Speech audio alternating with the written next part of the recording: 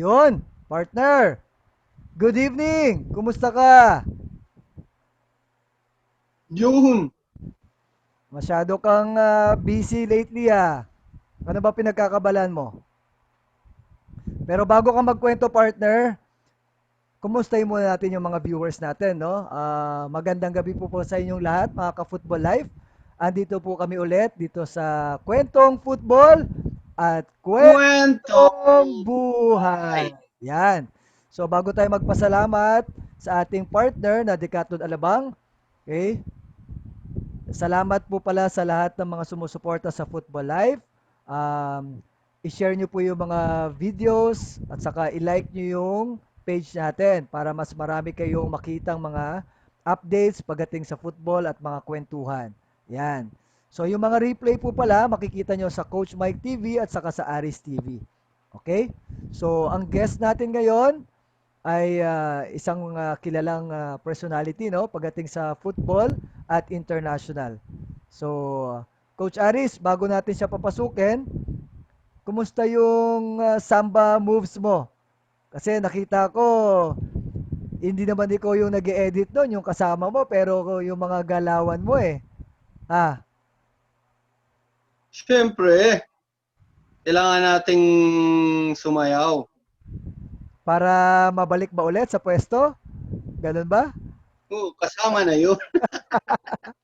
So, laglagan na to, laglagan. Hindi, hindi, hindi. Pare, ano, alam ko, Kumusta yung weather dyan? medyo okay naman, pero I think yung pag ano ng internet, I think inaayos pa ulit. So sana wala tayong technical problem ngayon, no? Na ma-encounter kasi yung guest natin ay maraming i-share, no? International at saka local din, no? Babae po ang guest natin. Okay? So partner, pakilala mo na ba? Nagsishare ako. Oo, Tapos na ba yung commercial? kanina pa. Unang-una yun eh. Ikaw talaga, oh. Ayan. So, mga ka-football life, Yun. huwag niyo pong So, kalimutan mag ano ha, mag question mamaya. Tapos habang nanonood kayo, i-share niyo na rin po yung live natin, no? Kung sa mga sa page niyo or sa mga kahit anong GC para mas marami messenger. makapanood. Messenger para mas marami makapanood ng live natin.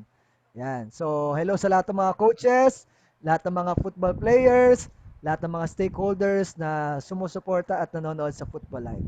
Yan. O, partner, pakilala mo na yung guest natin.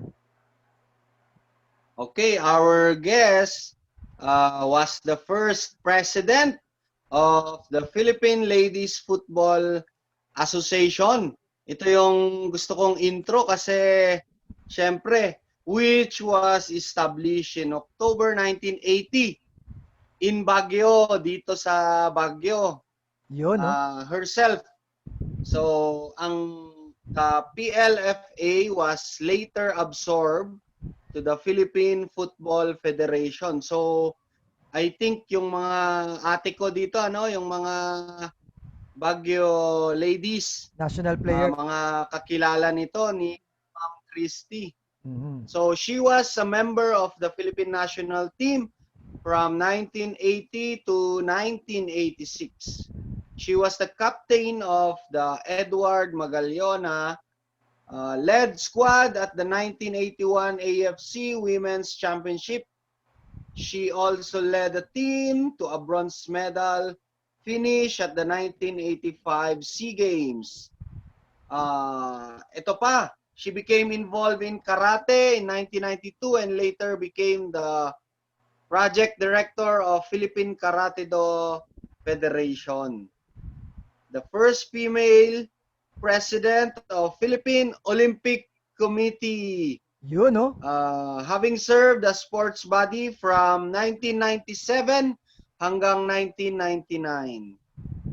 By 2010, she's involved with FIFA and the Asian Football Confederation as a committee member. She has also served as match commissioner for various international football matches.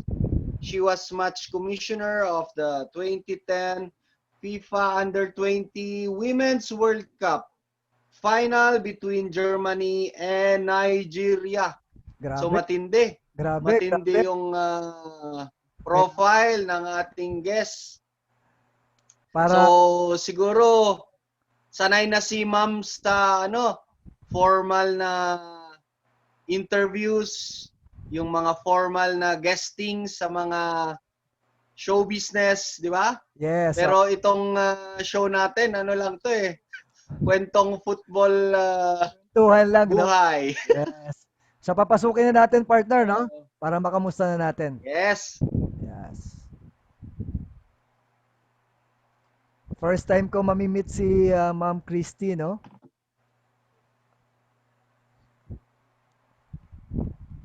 I think, at saka yung, of course, anak siya ng former president natin na si Fidel Ramos.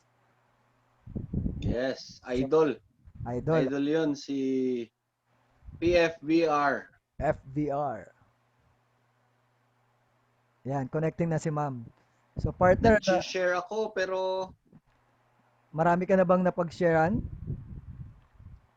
Yan, wala pang video si Ma'am eh. So, while we wait for her, thank you pala sa partner ng Football Life na Decathlon Alabang. Okay, sa mga gustong mag-avail ng mga football products, punta lang kayo sa Decathlon Alabang at look for Nicolay. Very affordable products ng Decathlon. Okay? Quality.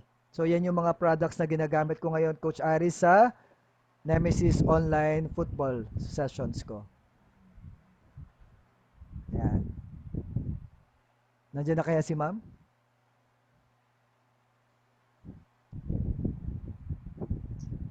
si Ma'am Christine, nag-meet kami nung nasa Manila rin ako.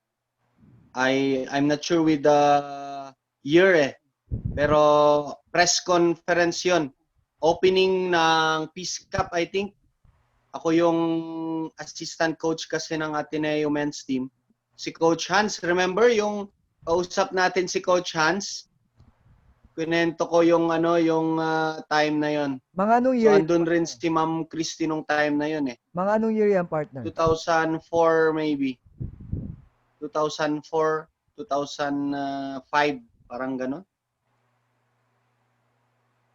Na-lost daw yung connection ni ma'am. So, habang nagko-connect pa si ma'am, okay, so, i-shoutout na natin yung mga nanonood sa Football Life, no? Yan. So, ang nag-share din na partner natin si Coach Elying. Yan. Coach Elying Toledo. So, Yun oh, inaabangan ni Coach hirap niyang hanapin dati ngayon, nag-share na siya. Yes. So, nandyan din si Comment na yan. Jobert Riamon. Tapos, syempre, yung coach, si Coach Jimmy Sumugod. O, yan. O, Yun. syempre, yung all the time watcher natin, si John Punsalan. No, always yan from Dubai. Tapos, Yun. shoutout daw natin yung Pinoy FC Dubai. Pinoy FC Abu Dhabi. Pinoy FC Abu Dhabi, yun. Hello, Chris Bautista. Yan, kumusta? Hi daw sa atin. Kenda sa akin, Ma'am Christy. Sa'yo, dyan sa Aris TV partner. Siyempre, kumakaway lang sila. So, may mga viewers tayo na pakaway-kaway lang muna. Huwag munang i-shout out, di ba? Kung gusto niyo pong ma-mention, mag-comment kayo, mag-live or mag-question, di ba? So, yung steady lang, gustong mag-view and steady lang. Di ba? Pwedeng mag-PM kay Coach Mike or sa akin. Di ba? Pag meron kayong mga questions sa mga ka-Footbol Life natin, pwede nyo lang i-send sa Football Life page natin yung mga gusto nyong itanong kay Ma'am Christy, no? Kasi syempre halos hindi po namin naabutan din, no? Kasi buhay na ba tayo hindi, no, 1981, hindi pa ako buhay. Ikaw, buhay ka na nun. Nabuo ka na. Buhay na ako noon. Oo, Ha? ako. Si Jason pala, Jason Costanilla, yung teammate ko sa San Carlos, ha? Humihingi ng sample ng samba dance daw. Coach Mike, O, bigyan mo nga ng samba, football samba. dapat sampulan mo eh. 5, 6, 7, 8. Kamay lang pwede Oh, gawin eh. sige. Kamay lang pwede. Kamay, kamay, Yun. kamay pa lang pwede natin Maganda gawin. yung football samba. Kasi syempre exercise, di ba? So, sa susunod ko, kasi ipopromote Yes. yung Decathlon, Alabang, baka gagawa rin ako ng samba. Ako na yung pangatlo. Pero inisip ko pa kung paano yung mga galaw na mga puwet mo, partner eh. Yung mga kending-kending mo ganyan. Ayan, nandiyan si Ma'am Christy. Yun. Nasa studio ata si Ma'am eh. Ayun. So, ayan, dumadami na. O, si Ma'am Lea Kimpo, hello po sa inyo. So, habang nag-aantay tayo kay Ma'am Christy. Yan. Partner, yung kagabi na guest natin, ano bang napansin mo doon? Marami bang nainom na Nag-release ba? Nag-release ata ng nag-release siya ng sama ng loob ba or hindi naman, nag-share siya ng opinion. dalawa ata yung video ni Ma'am Christy, oh. Sabi ni Coach Chris, Sir Chris Bautista, looking forward to the future of women's football, especially the women's referee. Watching with my wife, Raquel. Yon. Oh, si Coach Kit sa Langgit nanonood. Hello, Coach Kit. Good evening. Congratulations sa ah, Maharlika Manila FC. Yan, assistant coach siya dyan. Ay, assistant coach siya ni Coach Roxy. Okay na kami ni Coach Ari sa jersey, no? Partner, no? Pwede na, no?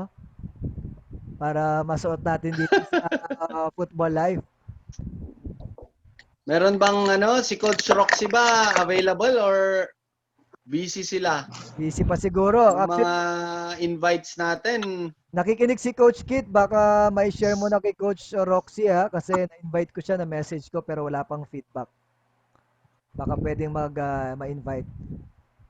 O, nandyan din si Joe Papey, yung nanalo kagabi sa guessing game natin sa The Coaching Eye. Hindi pa makakonect si ma'am. Ano kaya nangyari? Ayun, sabi ni Coach Jason, si Coach Ompong daw. I-invite natin.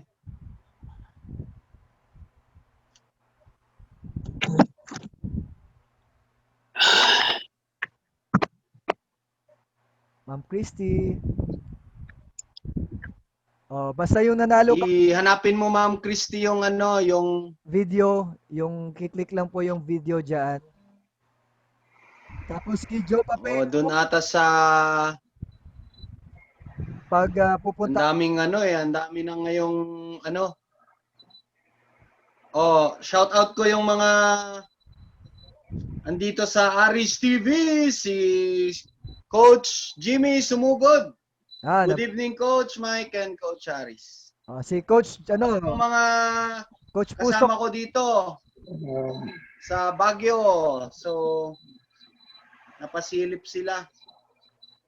Nandiyan din si Coach Pusok, ha? Nanonood. Ayun na. Hello, ma'am. Okay. Yes. Sorry. Yeah, sorry. Ayun. Technical difficulties. Yeah. Sorry. Okay lang, Hi, ma'am. ma'am. Hello, ma'am. Kumusta po? Hello. Parang bumabata ka, mama. Okay lang. Yeah, I hope so.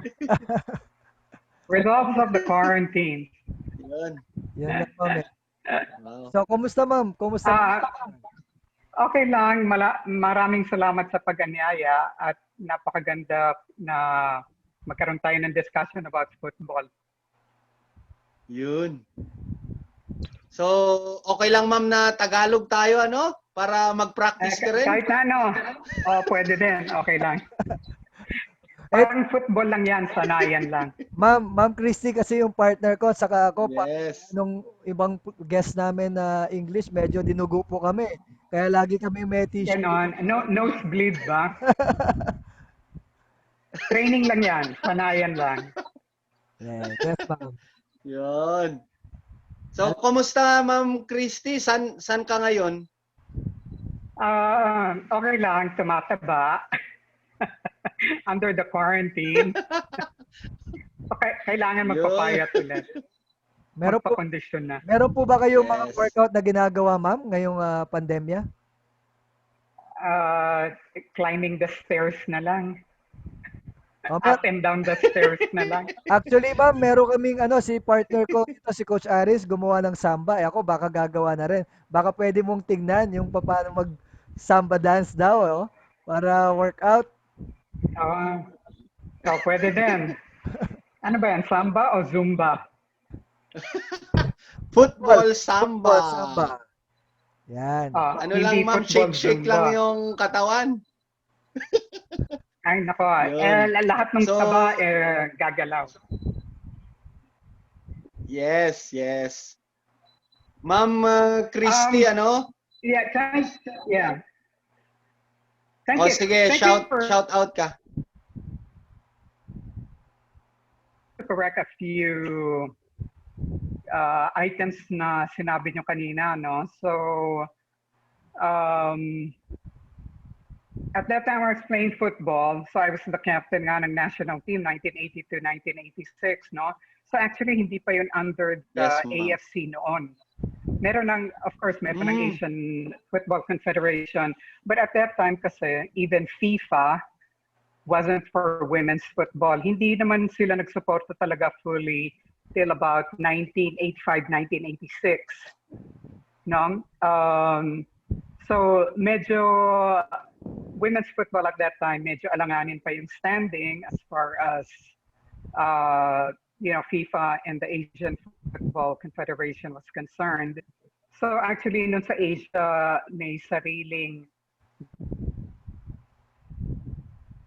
so parang AFC pero ALFC noon. Mm. Ayo. So, yung simula mo, Ma'am, may hugot agad ah. And Di then, ba? tinanggap na rin ng FIFA in 19 at sinabi ng FIFA men, women, dapat under one body lang. Oh. So correction lang, no? Correction lang sa sinabi nyo kanina. Kasi syempre, Yes, ang AFC naman, napakatagal na rin, no? It was established in Manila in 1954. So, but syempre at that time then medyo ladies football or women's football, baguhan pa lang, medyo hindi tinatanggap dahil may parang stigma nga, no? That if you play football, lalo na sa mga kababaihan, medyo alanganin ka. You know, I was always being asked, like, why do you play football? Are you gay? You know, ayun parati yung tanong sa amin noon. And sabi ko, you know, it doesn't have anything to do with anything since we just wanted to play sport. And then just another correction then, yung sa FIFA, I was actually accepted as an AFC Women's Committee member in 1986 pa. Oh. Okay. No. Okay. Kasi nga, Mali na. doon tinanggap yung one body na lang. No? So at that time, it was, hello? Yeah, well, correction na lang ng kwento. At that time, it was the Philippine Football Association. So hindi pa siya federation noon. Mm. So we had to be under the PFA. So parang women's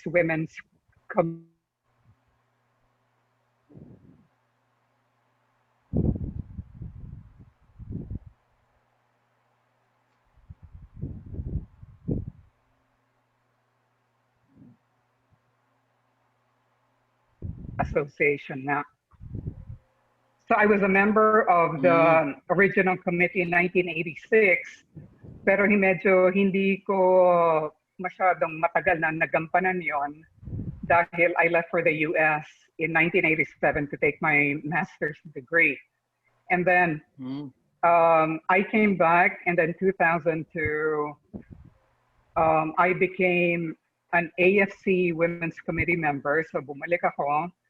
And then I was an AFC Women's Committee member until 2010. 8 years ako doon. And then sa FIFA naman, as a FIFA Women's Committee member from 2003 to 2011. So 8 years din yung term ko doon. Matagal-tagal din pala. Wow. So just correction, just a bit of correction on that. Yes. Thank you, ma'am, for that. Okay naman. Stand You're correct. welcome. Kasi I am than you. I'm older than you in football, than both Yes. in football. So I started playing football in 1978. So I was 18 years old na ako noon eh.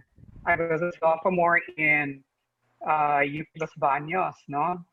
So hanggang ngayon, so that I've been in football for about 42 years now. So mas matanda pa sa inyo. Yes. Ganon na ako katagal sa football. Actually, ma'am, we are Pero we are very excited to learn, no, from you, of course, since itong ginagawa namin ni Coach Aris is really for Philippine football to connect coaches, players, and then yung mga stakeholders which is involved in sa football. Which is kayo po. Maraming salamat din sa inyo, no, that you actually have this show. I think napakahalaga lalo na sa pandemic ngayon because we're all locked inside at napakaganda na we're still able to connect with each other. Kaya maraming salamat din sa FUTBOLife. Yun, no? Yun. Kasi So, kayo na rin kasi ang next generation, no? I'm still involved in football, of course, but I've been here for 42 years. And I think napakahalaga na may mga younger generation din, no? Kayo yun, that you also have to pass on the legacy. You have to pass on the torch. May mananatili dito na, forever, right? So it's nice na may transition dun sa mga generations, no? Yes. Actually, ma'am, before siguro we go with our topics or yung mga questions natin, maybe you can do a shout out sa lahat ng mga friends or mga followers, mga uma-idol po sa inyo. Ganun ba yun? Trabaho lang to. But of course, it's also our passion, no? At ang maganda dito kasi I think I have been a witness nung sa history, no? Kasi nga I've been here for 42 years sa football. Lalo na sa women's football kasi napakalaki talaga ng pagbabago. Napaka-dramatic nung change, lalo na sa women's football. So, when I started out, ayun nga, no, yung medyo parang, ano yan, ang weird. Ano yung ladies football? Ano yung women's football? Hindi naglalaro ang mga kababaihan sa football. No? It was unheard of when I started playing. And that's why there was such a negative impression and such a negative connotation for women's football at that time, no? At medyo hirap kami, talagang hirap kami dahil those are my children. Hi. Hi kids. Okay, shifting to another topic. That's my son from left, Patrick. He's now 29 years old, and that's me. And then my youngest son, Brian, he's 28. And then my daughter, who's 33. Wow. So those are my kids. They're big. They're already big. Pero hindi pa ako lola, ha? Oh, Wala pang apo. ma'am, hindi pa naman. Actually, gulat nga ako nung nakita ko yung picture. Sabi ko parang ano lang bagong-bago lang, ma'am eh. I think this was taken about, okay. This is actually Coach Tony DeChico. So if you're familiar with the U.S. women's team, he was the coach of the U.S. women's national team. And under Tony DeChico, the U.S. women's national team won the gold medal in the 1996 Atlanta. So he passed away now. I think he already passed away 3 years ago or 5 years ago. So sayang talaga. And this picture was taken in Santiago, Chile. So we community for women's development in Santiago, Chile. This was in 2005, I think. No? So ayan ang nakasama ko. I talked about women's football in Asia at that time. While siya naman, ang pinag-usapan niya yung women's football development in the US. No, so very talented coach. And I was really privileged to have met him. Yun. Ito, this is a funny picture because I was wondering nga ba't sinama niyo to eh. Kasi it didn't have anything to do with football. But I think it shows, yung interest ko sa sports, no? Mahilig kasi ako sa sports. I think I was maybe 15 years old dito. At ayun na, wala pa yata kayo sa mundong ito, no? Nung time na yon, uso ang pelota. So I think some of you have heard the sport. So parang racquetball to. Napaka magandang laro yan. Wala na ngayon. So at that time, it was very popular among the military camps, no? Yung mga military families. So I think in that picture, medyo resting lang ako, no, from that game.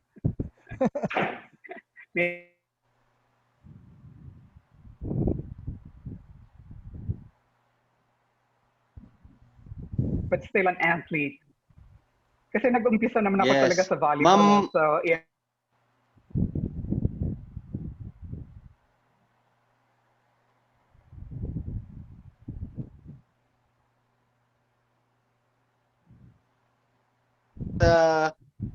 Short history and some of your family background. Although majority of senior football players know you already, pero kaming mga kaming mga kung gaano ka senior generation. Sila Coach Jimmy siguro, Jimmy Sumugod, sila kilala ka nila. Mga kabatch ko na, sila Laknet Bedia. Yun. Ayan ang mga, no, even ang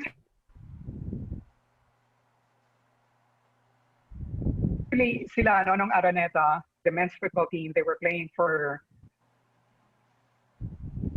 that time was playing for UTEX or San Miguel. I'm not so sure now. Pero ayan yung mga sikat noon, no? Na mga players. Like sila, sila Nonong Araneta, sila Tonio Gutierrez.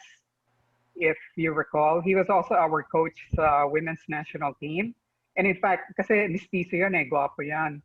So he was also a model and a movie star. Ayan, gwapo yan. Ayan ang aming gwapong coach, si Tonio Gutierrez. Yun. So ayun ang mga kabatch namin noon. Nag-uumpisa pa lang kami. Kayo mga bata-bata pa kayo. Yes. So, Ma'am Christy, I think you mentioned sa sophomore mo noong 1978. So, we also have Roneta, sila Tony Gutierrez, sila Laknet Bedia. So, ayan ang mga sikat ngayon. Yes. Noon, no? Okay, so who's that? Who's Siyempre, this? ang famous. Do I know him? Famous. You're famous. Do I know this person? Ma'am Christy, Hi, before yun. Ma'am Christy, can you start your football story when you were sophomore in UP 1978 para naman Okay, makilala ka namin. Alam nila yung kwento, no? Okay, Yes, ma'am. 1978.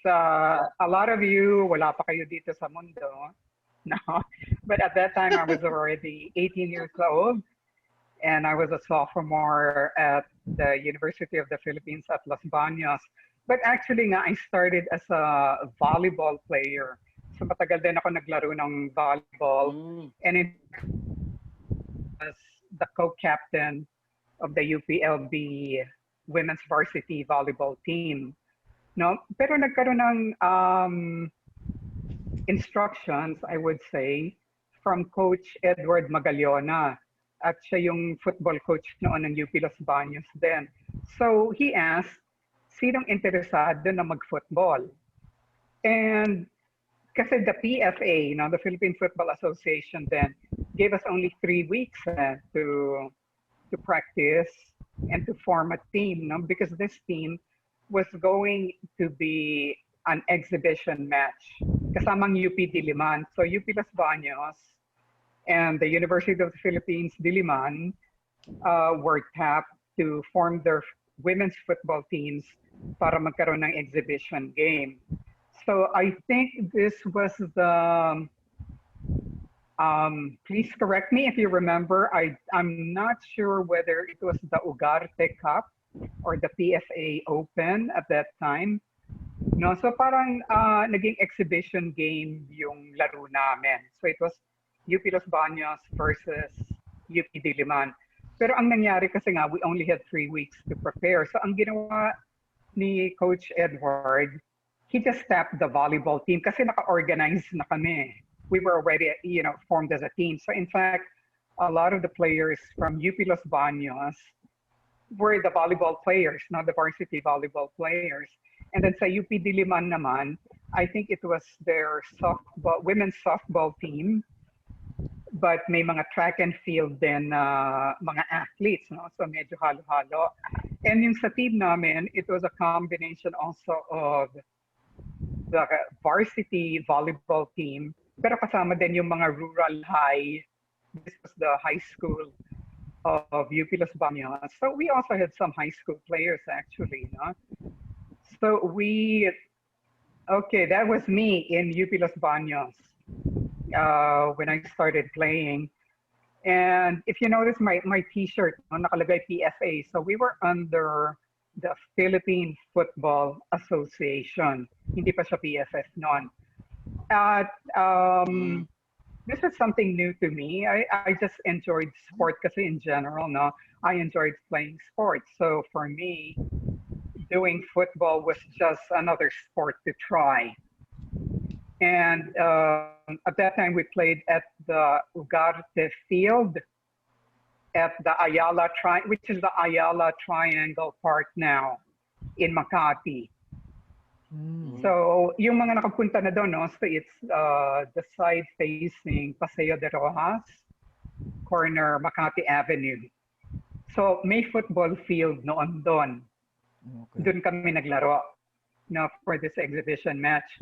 And then pagkatapos noon, sabi ko naman sa sarili ko, ang tagal ko na naglalaro ng volleyball, no? And I actually enjoyed the challenges.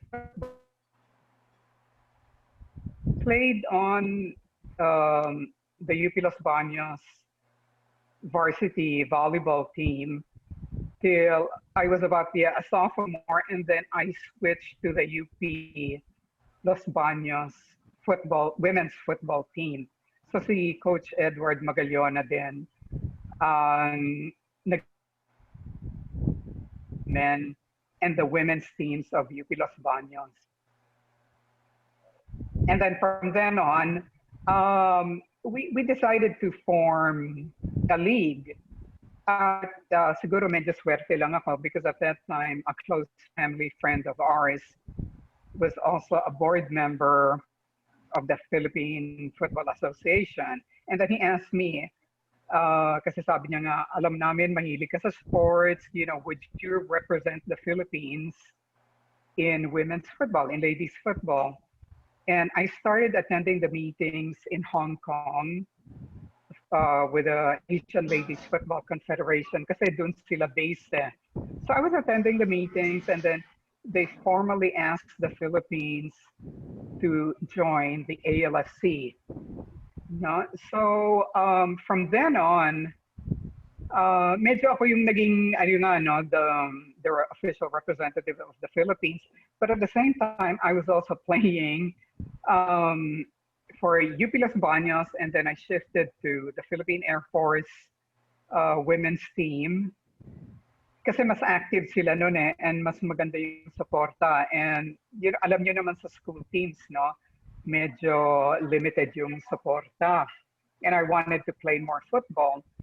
So aside from that, we formed the women's national team. So I was, okay, that's me again. I'm on the right side with short hair, with my teammates, Margie Maranya in the middle. She was from UP Diliman. And then si Laudet, who was from UST at that time. So I was really wearing a lot of hats. No, I was playing football. I was captain of the women's national team, and then I was also president of the Philippine Ladies Football Association. And at that time, nga kasi, no, it was very, very difficult to get support for women's football.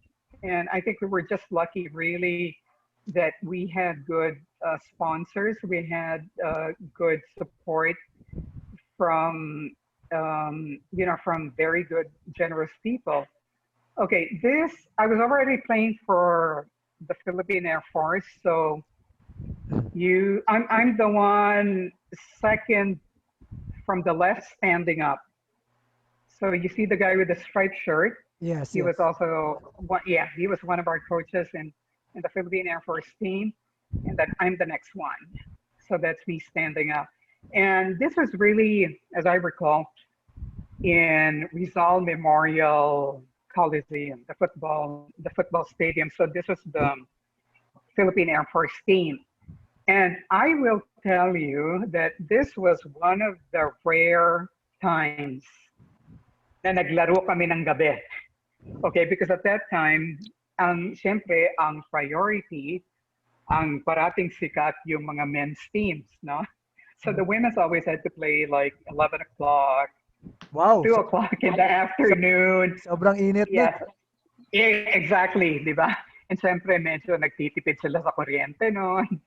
So, ito nga, this was one of the few times na naglaro kami sa gabi. Kasi championship to eh. So, we played against Ateneo and we won against the Ateneo women's team. So, ito yung Philippine Air Force team. Yeah. Is this Coach Jimmy So, on Sumugod? the right, Coach standing up. Coach Jimmy Sumugod on the right side? Is that Coach? Yeah, the one on the right side. So siya yung goalkeeping coach din namin because of course he was also a goalkeeper, no? At parang all-around coach na rin. Kasi at that time naman wala masyadong specialization, no, at that time. So coach ka, you do, the field players, you also coach the goalkeepers.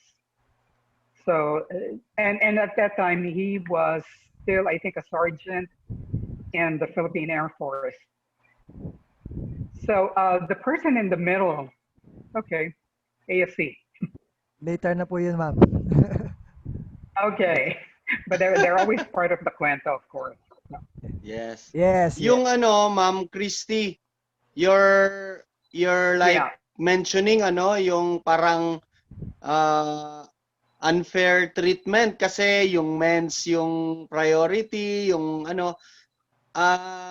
sa tingin mo ba yun rin yung nag-drive or nag-push sa'yo to really enter sa office or sa position kasi you really want to give support sa women's sports program?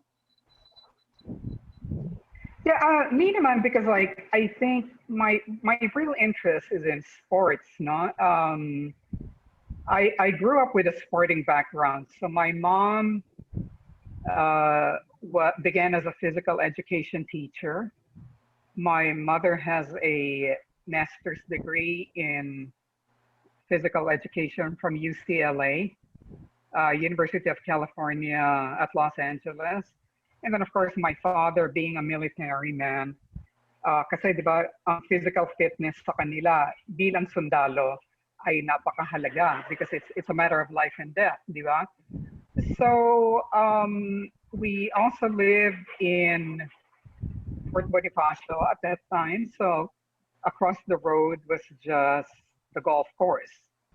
And kasi 5 girls kami, my parents just encouraged us to be physically active and to do sport. So ayun ang background ko. And I decided to pursue it more intensively.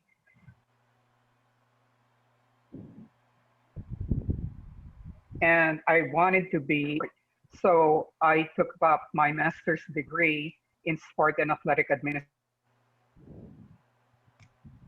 background. And I think ayun yung talent ko. I can't dance, I can't sing, sorry, you know, one of my many talents.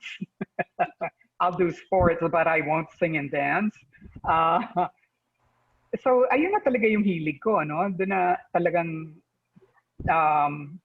pumunta, no, sa sports na lang.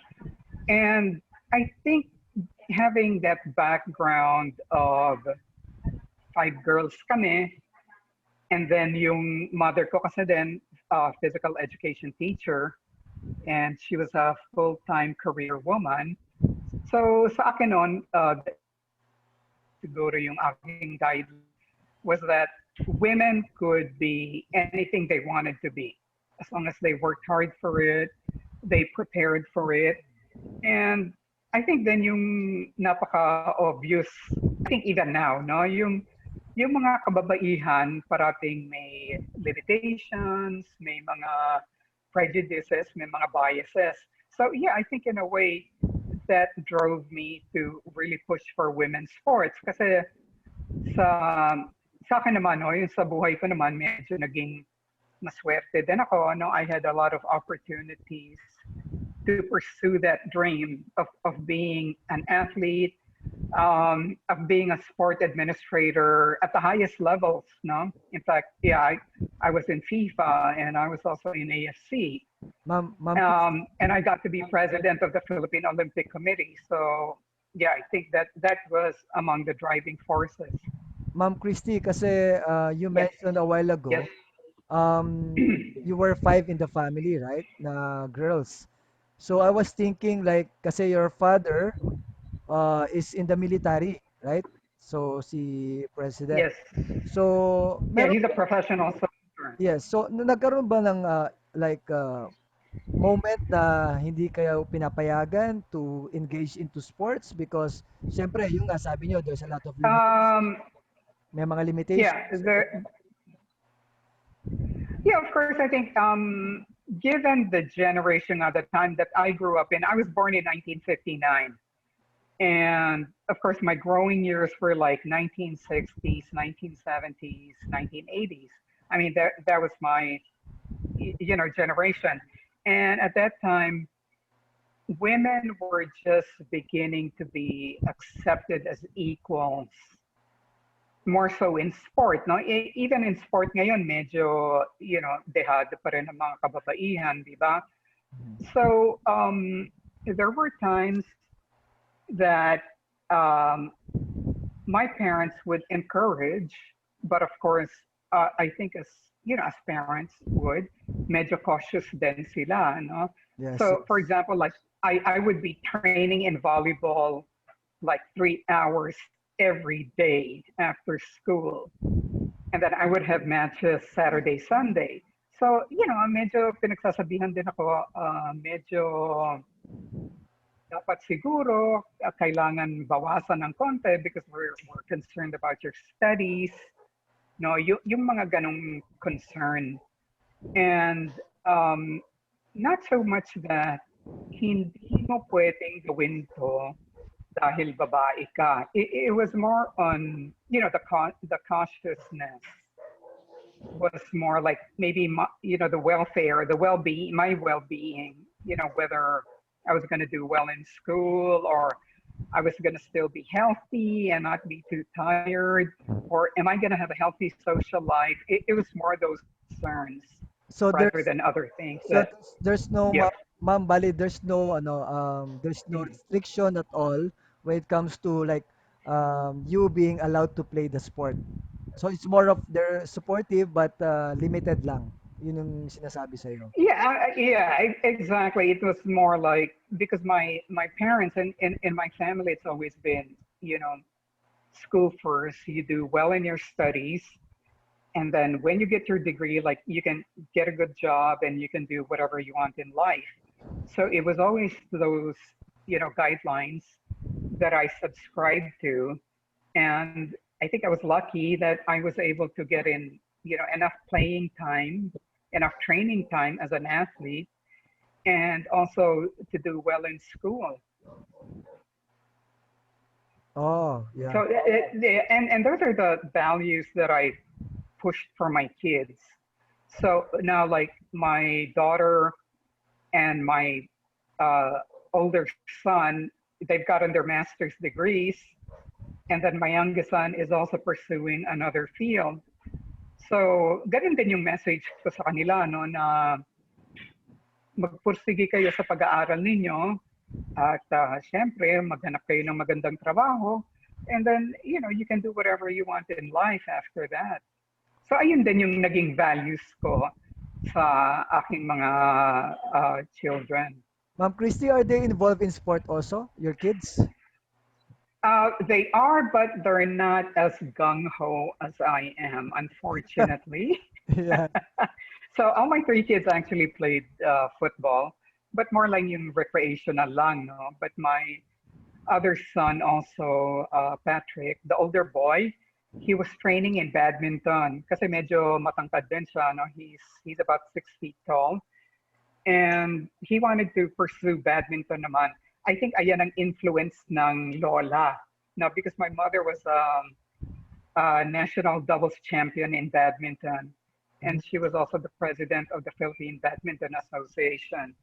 So talagang yung sports sa amin, it's a normal thing, Yeah, yeah. you know. Nasa Yeah. dugo So na. in fact, nasa dugo na, nasa lahi na, so to speak, no, ganon.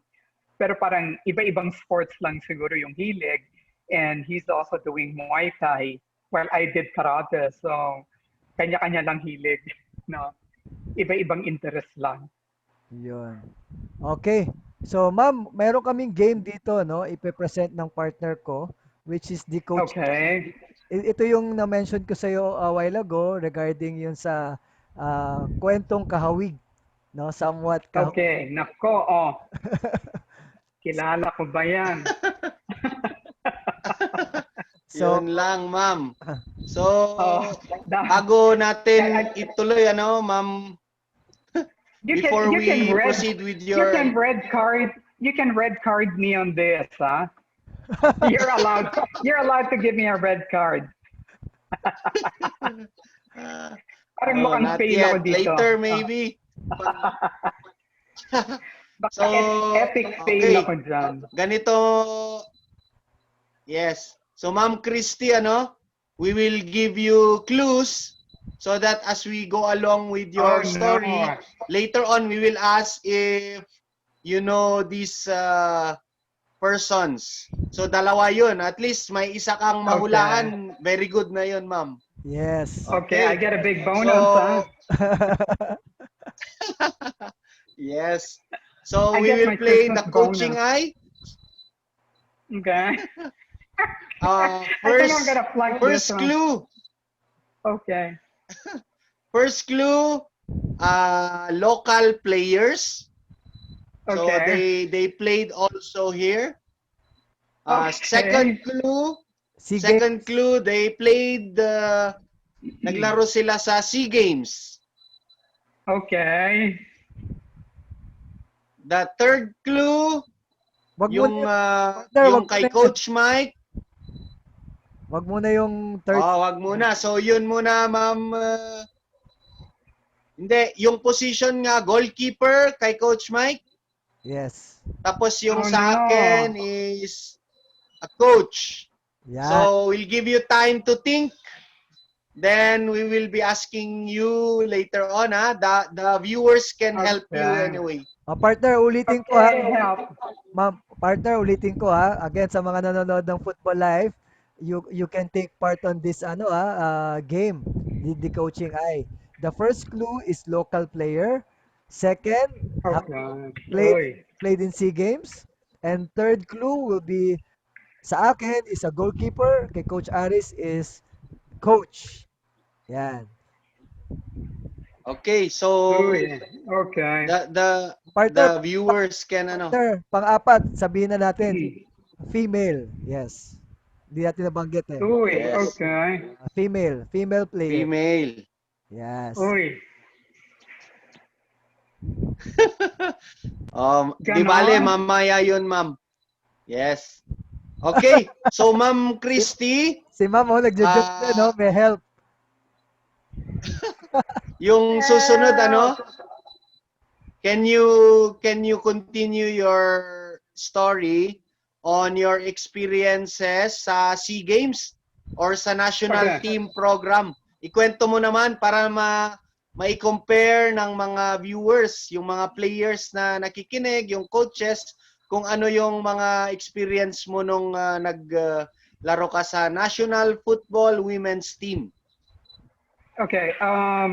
Again, I'll give the scenario and the context of it because at that time, women's football, in fact, we called it ladies football. And the reason being, kasi di ba pag lady, you're dainty and mahinhin and feminine, di ba? Parang mas Yes. katanggap-tanggap yon if you connect it with football. So it was labeled before ladies football. No, parang hindi naman mukhang masyadong macho at masyadong agresibo, di ba? So that's how women's football was known before. It was called ladies football.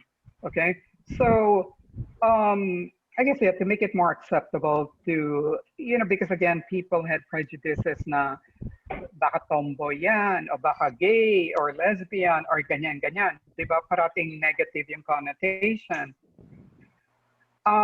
So we had to label it that ladies football, and at that time because it was relatively unknown, no one played women's football before, and we were probably really the pioneers of organized women's football. I think meron naman ladies football noon. I think about 1975 or 1977. Pero yung parang laro-laro lang, no? Yung mga kapatid ng players noon, yung mga girlfriends ng players noon, sila yung naglaro. But they didn't have anything organized at that time. So kami yung nag-umpisa ng organized ladies football. And it really began with, ayun nga, yung exhibition game in 1978. Now, yung sa Ugarte Field, which is wala na ngayon, nakakalungkot, because that was in the middle of Makati. Ayun nga, yung Ayala Triangle Park in Paseo de Rojas and Ayala Avenue and Makati Ave. So, baguhan din, no, yung sport na yon. Ngunit ang ginawa nga namin, we wrote to different schools.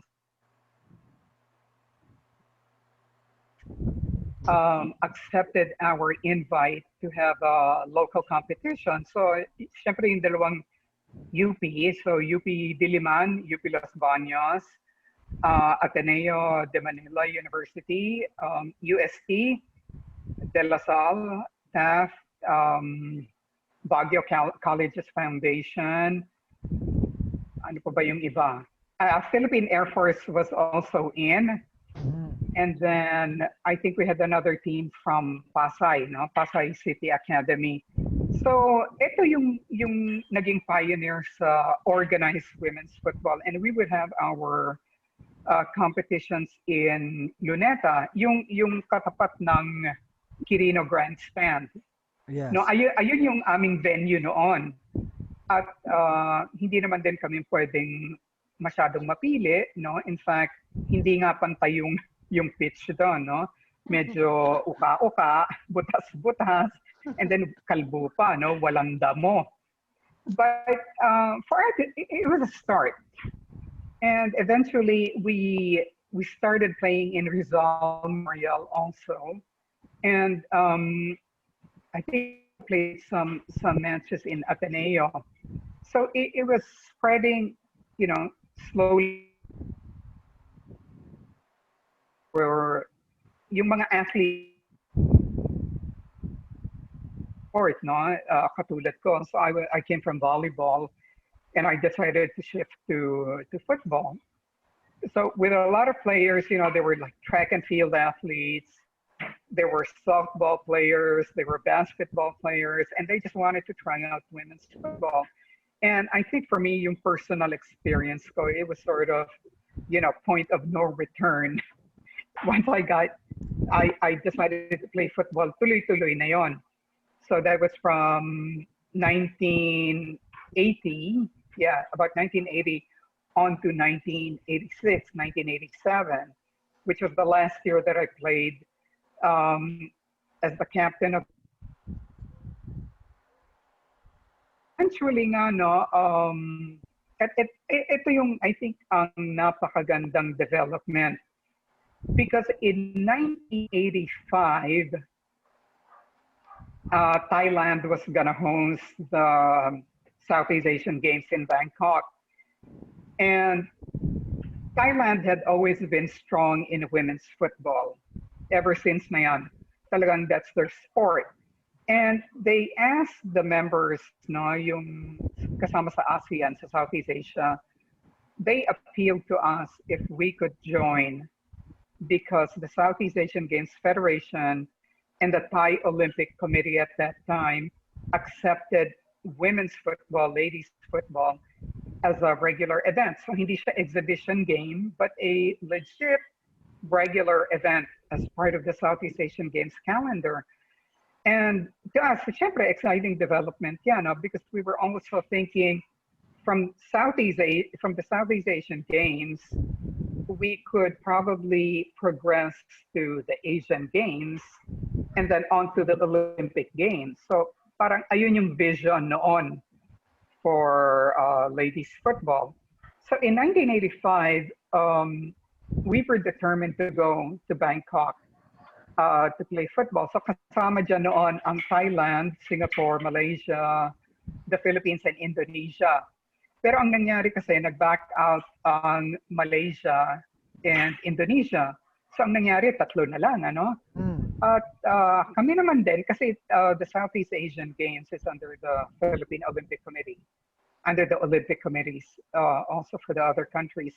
So kailangan ng approval and sanction ng Philippine Olympic Committee for us. And at that time, it was Michael Kion, who was president of the Philippine Olympic Committee. And I appealed to him, could you support our team? And I had to explain the circumstances na baguhan pa lang yung sport, baka hindi kami manalo, ganon, because we were also new in ladies football at that time. So it was almost automatic answer. No, we're not supporting you kasi hindi naman kayo magme-medalya. So that was our situation then. And I had to tell the Thai Olympic Committee and also the Thai, our counterpart in Thailand for ladies football, that we were not going because ayaw nga ng Olympic Committee ng Philippines, no? Ganon. And we had about maybe 3 weeks left before, the games were going to start. The representative of ladies football from Thailand came to the field to us, please, reconsider, please join, because we need a minimum of 3 countries to get ladies football as an official event in the Southeast Asian Games in 1985. So I talked to the members of the Philippine Ladies Football Association kasi ako din yung president, but I was also the team captain of the national team. And I explained the situation. So sabi nila, we can find sponsors and we will help you go to Thailand. So medyo nag-stop yung training namin. We were training at the University of Life, which is now Phil Sports, DepEd. So that's where we would practice and train. Pero medyo nag-stop nga because, the POC said we couldn't go. And at that time, our coach was Orlando Plagata. He was our Oh, national coach. Orlando Plagata from FEU. yes, yes. Yeah, he's legend, okay? So even his son, Oliver Plagata, played for the national team. He also played for San Miguel Corporation at that time. So, we had to tell him, Coach, okay, tuloy ulit. We're going to go to Bangkok. And he really whipped us into fighting shape. No, kasi medyo mahirap nga, di ba? Magte-train ka, tapos titigil ka, tapos magte-train ka ulit, di ba? Kasi Yeah. hindi mo alam kung anong susunod, anong strategy, how are you gonna do your training, the pacing, and all that. So, ang nangyari, tuloy kami, and I said, what do we have to lose? Okay, of course, 3 teams, and I know people laugh at this, but to me, it was very significant because, okay, 3 teams, we're guaranteed a bronze medal, no matter what. And I think, in the bigger picture, we football as a regular event into the Southeast Asian Games. So for me, ayun yung mas mahalaga na napasok namin ang ladies football, ang women's football sa kalendaryo ng Southeast Asian Games. No, ayun sa akin ang mas mahalaga. Yes, yes. And another thing that I was disappointed with was, usap ko din si Mr. Michael Kion, at that time the president of the POC, kung at least man lang endorse the ladies football team sa lines, no? Kasi ayun yung official carrier noon. And then he said, no, we're not giving you support, but we can just give you training uniforms and the official kit.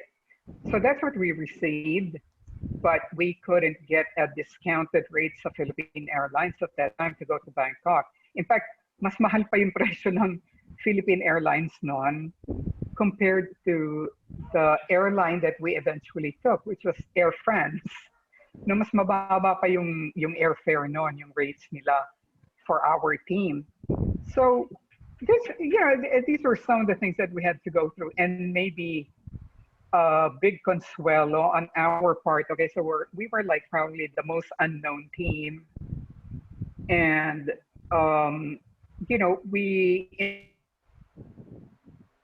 ang kapitbahay namin, ang katabi namin, ang pinakasikat, yung Philippine men's basketball team. Ayun ang neighbors namin, ayun ang katabi namin. So this is the NCC team, yung Northern Cement Corporation team. So ayan ang mga kasama namin noon. Like sila Idas Dignadice, sino pa ba nang nandun? Sila, I think Alvin Patrimonio was also part of that team, the national team.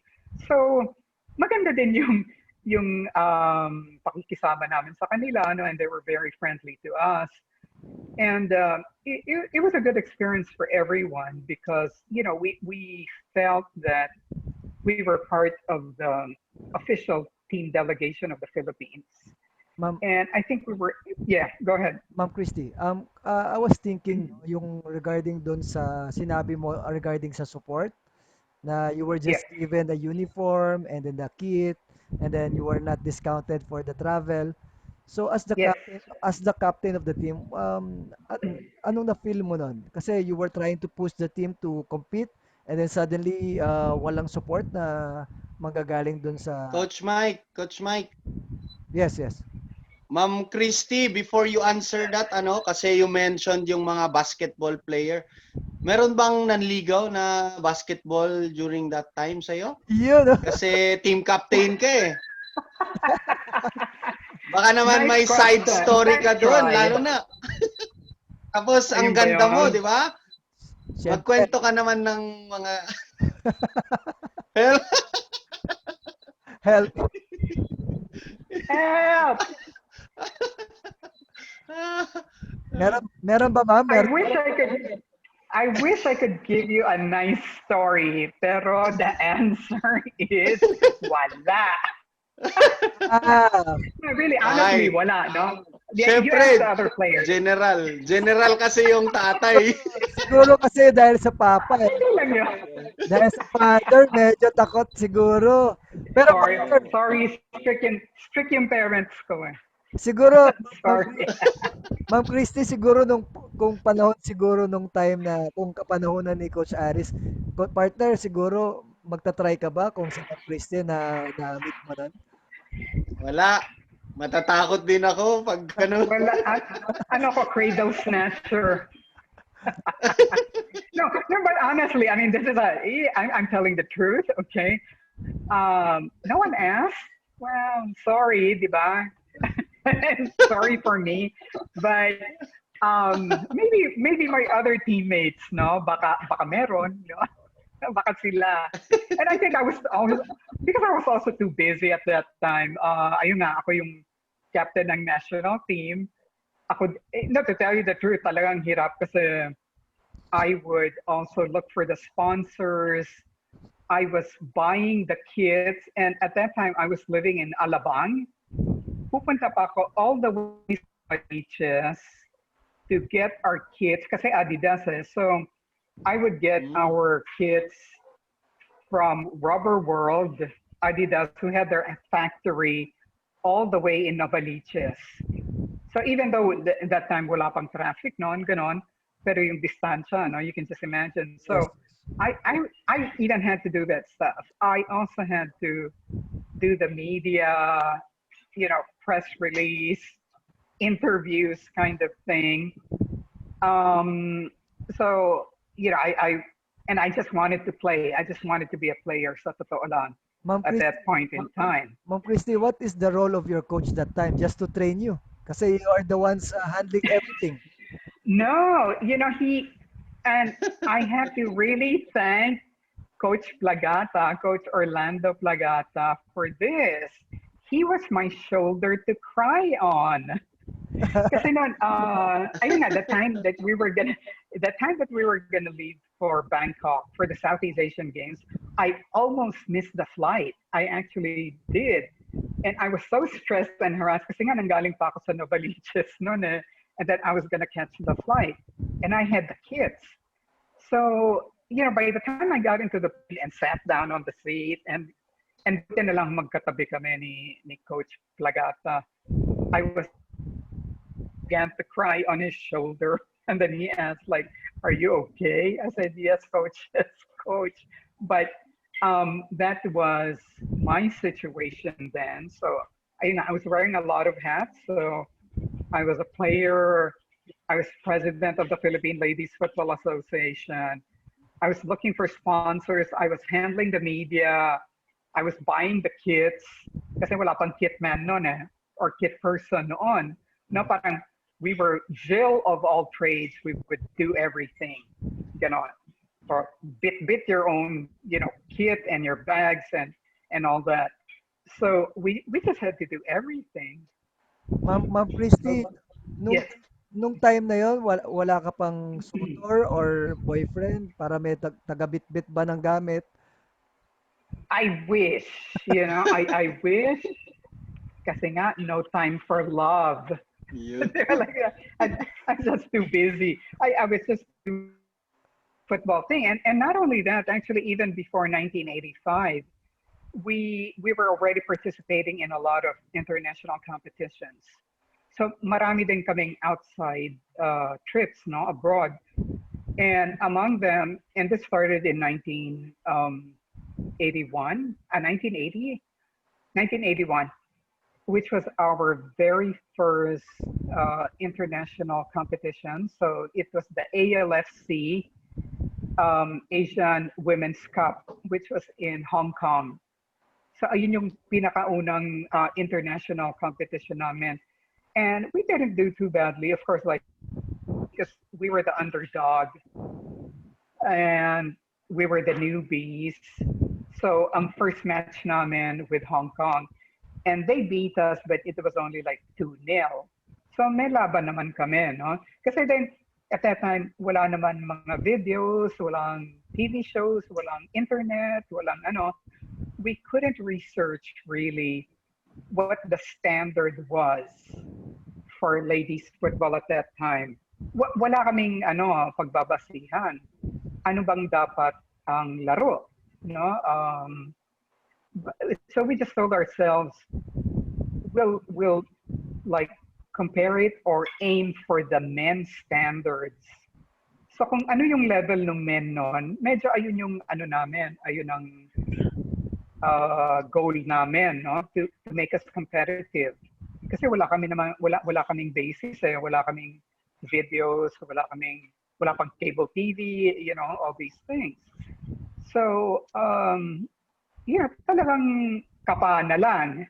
And we sort of just had to make our own path. Kasi wala naman kaming predecessors. We were the pioneers. We had to make our own path. Yes. We had to carve our own niche. And ayun nga, siguro yung pinaka role model na lang namin was the men's standard. No, ayun na lang ang pinagbabasihan namin. So aside from that, also in 1980, we went to the World Women's Football Tournament in Taiwan. So parang ito yung predecessor ng Women's World Cup. So Taiwan would host, and in fact, they were the world champions at that time. It was the Mulan Taipei women's team. So medyo halo-halo, may mga national team, may mga club teams, no? Kasi wala nang organized talaga na competitions under the AFC or FIFA at that time. So parang invite na lang, no? And we were all doing this under the Asian Ladies Football Confederation, the ALFC. So that was a real eye opener because again we didn't have any idea what or how our again we were the curtain raiser, and we would be pitted against the pinaka magaling. So in fact, we got really thrashed by Taiwan. So we ended up, with a score of 14-0. And at that time, medyo standard. It's sad to say that it was kind of standard for the Philippines because we were not exactly, concentrating on football at that time. So even the men's team were getting trashed all the time. So ayun. No, but at least we, lessons learned. We were able to see how the teams were actually playing, what the standards were for women's football at that time. So alam na namin, no, from those experiences. And then also we had the ASEAN football championship in Thailand. So actually very active then ang women's football at that time. But yung within the confines of the Asian Ladies Football Confederation, yung hindi pa kasama sa AFC or endorsed by FIFA at that time. Ma'am Christy, kasi Yes. I was wondering, no, based from the tournaments that the ladies team have joined, Okay. talagang totally, how does the communication come to our country that time? Through the, Snail mail was the thing. Okay.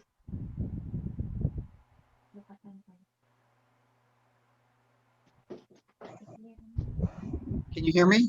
yes. Yeah, hello? Can you hear me? Yes, ma'am. Hello? Did we lose the Yes, audio? ma'am. We lost the audio? Hello? Okay na, ma'am. Okay na. Okay na? Nawala ba? Okay Yeah, na. okay, can you hear me? Yes, ma'am. Okay.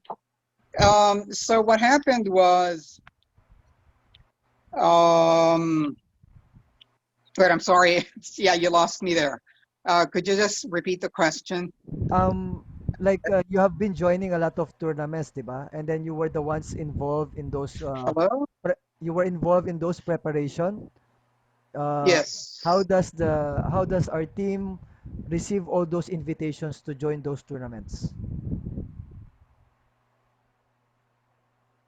Hello? Did I lose you? Ah, sorry. Did you hear me, ma'am? My question? Ah, wala ako.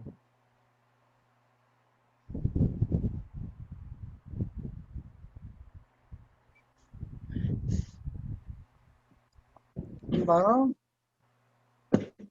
Yeah, ma'am. Hello? Can you hear Yeah. me, ma'am?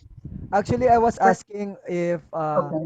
you've been joining a lot of tournaments abroad, and then Okay. you are the ones As a player. you are the Yeah. one As preparing a the player. yes, you are the one preparing the team. I mean the the documents or the Yeah. everything that you have to So do when it comes to the tournament. yeah. So how did you receive those communications? Okay. Again, at that time, the only was, of course, like phone calls, which was still expensive at that time. No, mahalang call. We would have telex or telegrams, and then also snail mail. So, ganun ang communication. So, medyo matagal, no? Not like now, di ba? Pwedeng mag-Zoom, pwedeng mag-email, Yes. even fax. It's kind of, slow these days, yung mga ganon. So, medyo may katagalan din in terms of correspondence. But, that was the technology at that time, and everyone was using it. So, everything else was so much slower than what it is now. Mabagal, no? I mean, if you really compare. Pero ayun na nga siguro yung maganda na medyo may katandaan na ako because then I've seen how it's evolved, no? Yeah. Yung from yung ano yun, snail mail, um, telegram, telex. Alam niyo ba kung ano yon? Hindi po. Alam niyo ba yung telex? No? Hindi pa naman Morse code. Okay?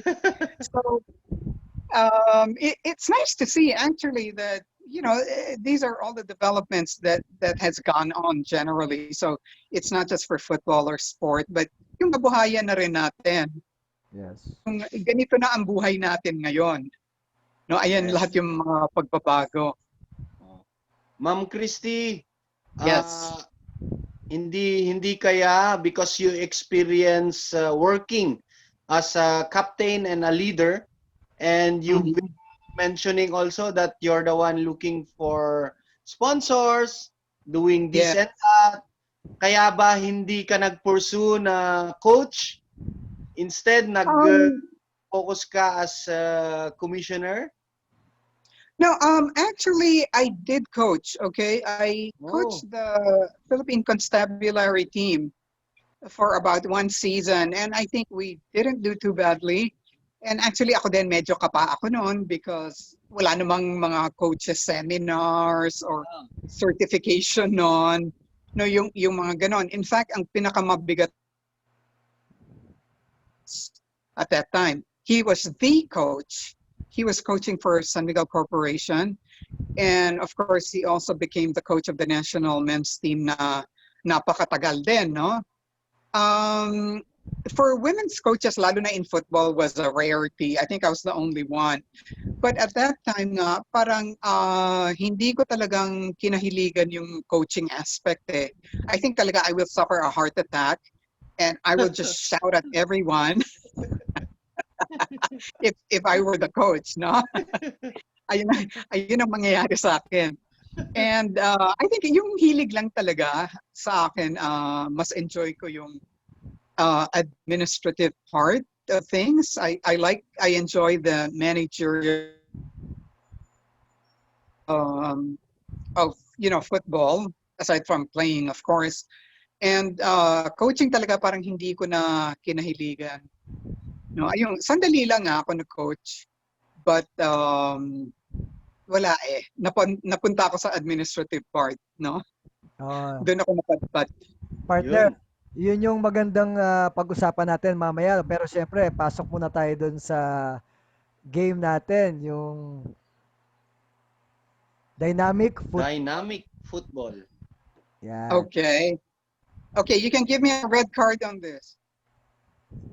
For sure. Pero we will just So, Ma'am Christy, ano? Okay. Yes. Yung dynamic football kasi, it's our football philosophy in the Philippines because the nature of our players, we About can that? do possession or we can play direct Okay. football. So, Okay. ito yung parang we So formulated this one. tiki-taka versus bara-bara. Yes, parang ganon. But Okay. it's So it's more of tiki-taka flexible. versus bara-bara. Yes, yes. bali ma'am itong So, direct play, yung ginagawa natin sa Philippines was the philosophy that was trying to introduce Philippine football, no?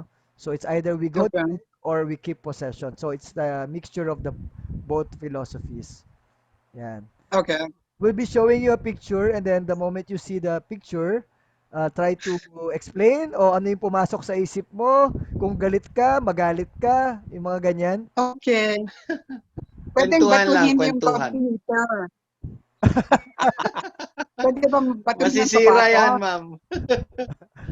Oh, bawal batuhin ang sapatos. Bawal. Okay. Yun. Mga love ko yan. Those are my kids. Yes. Okay. This was a very nice time actually for me and my kids. So we went to Siem Reap in Cambodia. I think about 4 years ago. And that's my daughter on the left, Jelly, and then Patrick, and then me, and my youngest son, Brian, because my kids are also big. So ako yung maliit dyan. So we had a really nice time going to Siem Reap. That's in Thailand, ma'am, no?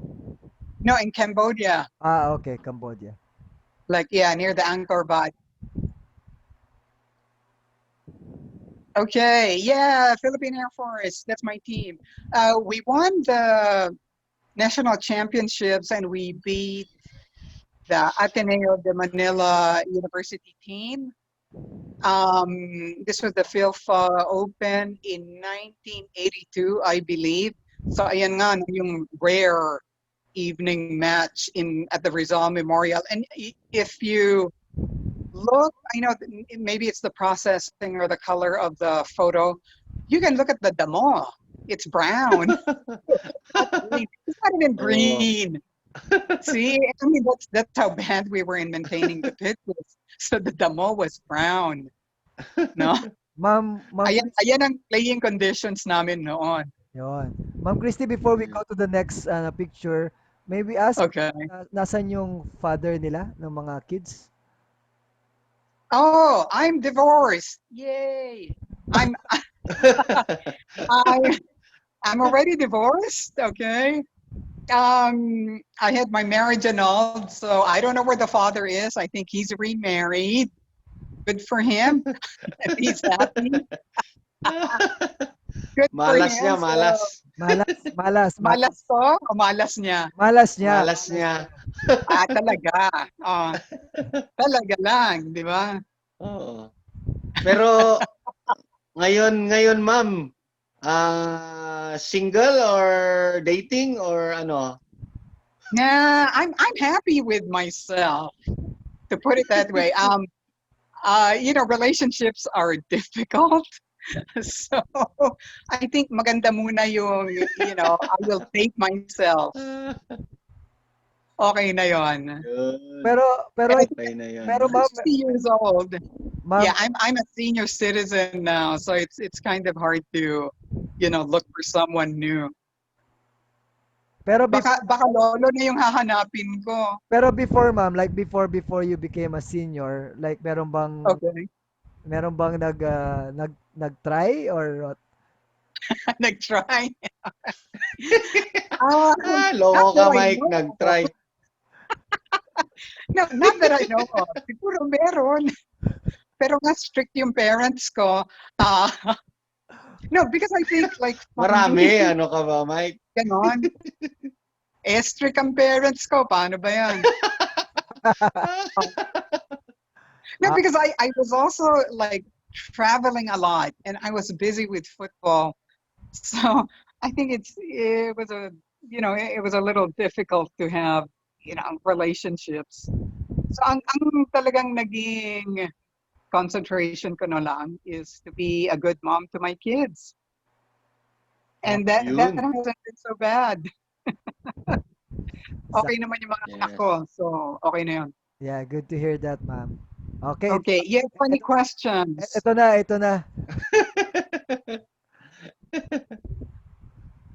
Oh, sino yan? Kilala ko ba yan? Yun.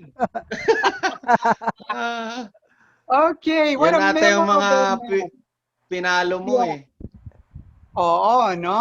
Kasi ayan ang dalawang players na nag-file ako ng sexual harassment complaint. So on your left is Angel Girado and the one on the right is Lexton Moy. Okay.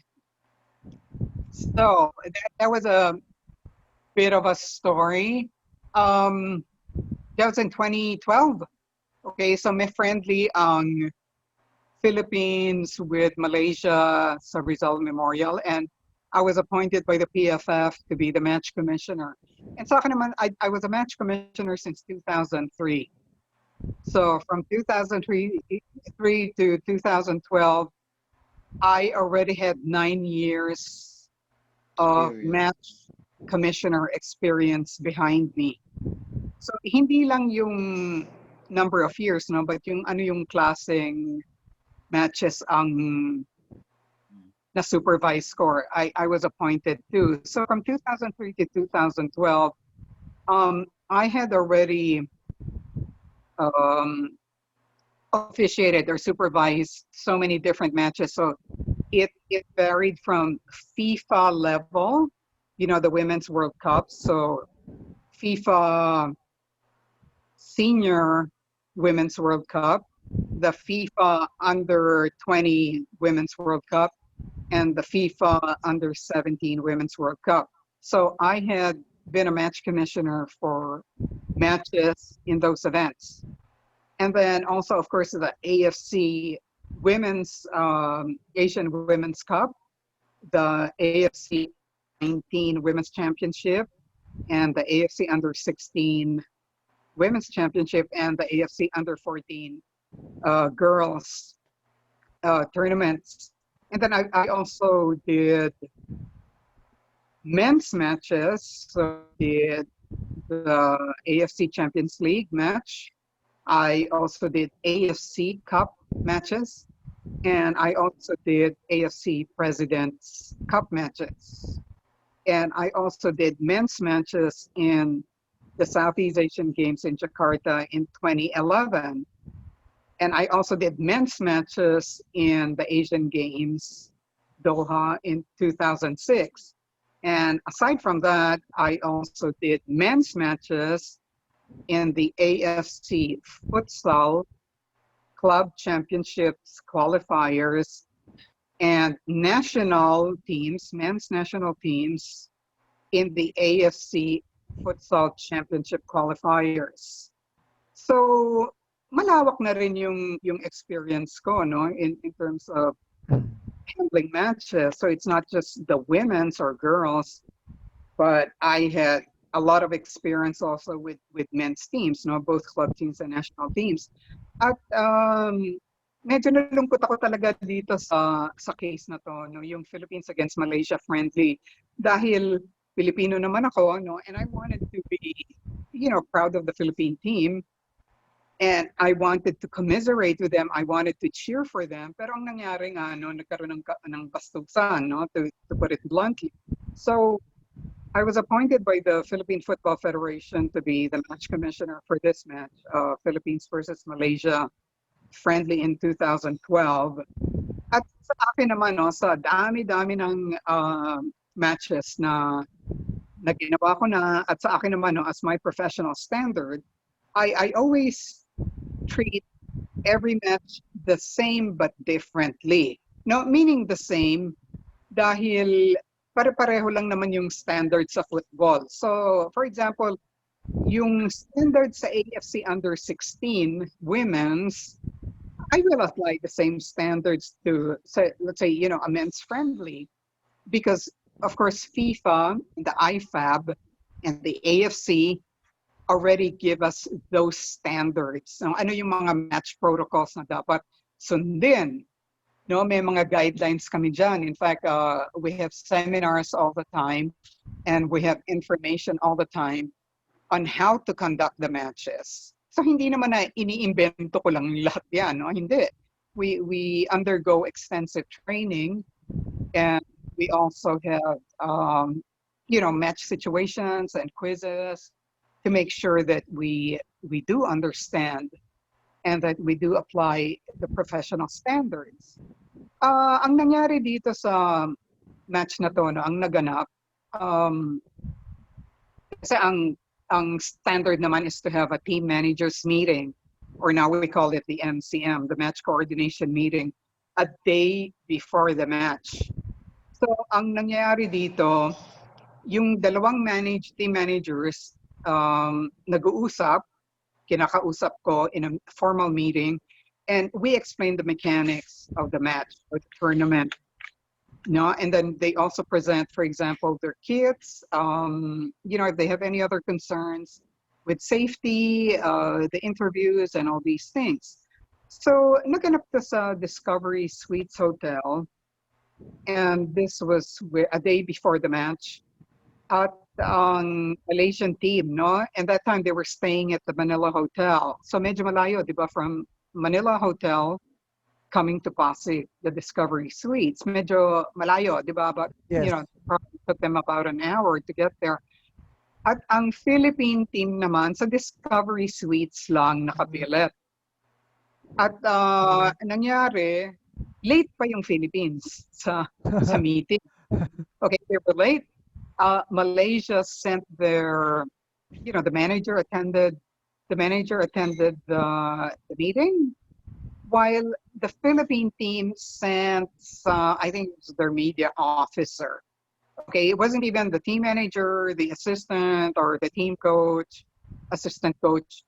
Hindi ganon kataas yung official na pinadala nila or representative nila to attend the team manager's meeting. But you send someone there, so binigyan ng authority to attend. Hopefully, kung anong pinag-usapan namin doon sa team manager's meeting, that person will convey to the team manager, and to the coach kung anong pinag-usapan, di ba? Yes. Ganon. And it's a friendly, so medyo lax ng konti. I mean, okay, I can let that go. Basta at least may tao ang Pilipinas, di ba, sa meeting.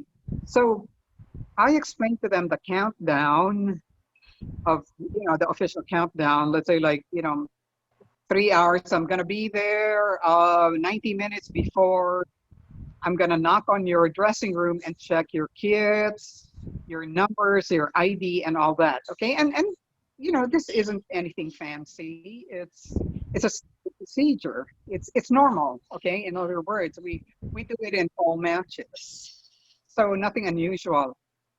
Pero pagdating ko doon, okay, appointed 90 minutes before kickoff. Okay, and kasama ko naman yung fourth official. Kumatok naman ako ng malakas sa pintuan, and in fact, nung okay na, I asked the fourth official to go in first to make sure that, the players are okay. I'm not going to catch any, scene there or what. So, pinapasok naman kami. So, sa akin naman, standard lang, you give me your start list, okay? Your players list, and I will check you one by one. At ayun nga, standard lang. I will look at your AD card, your ID card. Kung ikaw nga yun, ayun ang numero mo, fourth official will also help to check your kit. If you have the right number, the right color, um, your football shoes are okay, your socks are okay, your shin guards and all the other equipment. So ang nangyari dun sa loob, napakaingay at napakagulo ng mga players ng Philippine team. And, they just lack respect. Kasi, ayun, kumatok na kami, binigyan ko naman sila ng countdown. So, dapat alam na nila kung anong oras na dapat sila maging handa. No, I mean, we weren't there to surprise anyone. And, ayun nga, it's a normal procedure. So, ang nangyari, ang ingay-ingay, you couldn't hear the instructions that I had to say. And, I was so disappointed because the team manager wasn't there. Dan Palami wasn't inside the room. Coach Michael Weiss wasn't in the room either. I think the highest person there was the physiotherapist. Mm. And at that time, I think the captain was James Young husband. Didn't even, as a captain of the team, didn't even instill discipline on the team. Pagsabihan mo naman yung players mo na, oy, nandito na yung match commissioner, i-check na tayo, tumahimik naman kayo for 5 minutes. Walang ganon. Okay. And then all of a sudden, Lexton Moy says in a loud voice, must be a B cup. Okay? At kung sasabihan mo ng ganon, in the first place, bakit? No, why do you give that remark of, must be a B cup while the match commissioner is checking the team? Number 2, ako lang yung babae dun sa loob eh. Yes. A B cup, is that a bra size? Is that a men's protective cup? Diba? But I think they come in small, extra small, ganun ang sizing, diba? It's not A, B, C, D, E, okay? So, and then tawanan yung mga players, okay? So this was the thing. And, I just wanted to do the procedure, and then get on with the match. Pero nga ang gulo-gulo nila. And then, hindi pa time nga ni Lexton Moy to be checked. So, this is utter disrespect for an official. And the other thing also was that Angel Guerrero, he appears in his underwear and, the players are laughing. To me, I have caught players, men and women, in their underwear. And, it's not really a big deal, di ba? Because, you're in your changing room, di ba? At pagpasok, siguro nga, in the process of changing. But ang naging pinagkaiba nun, nagtawanan yung mga players, okay?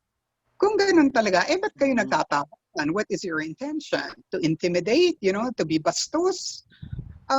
So, even for me, if it's a friendly match, you still have to afford the officials the highest respect.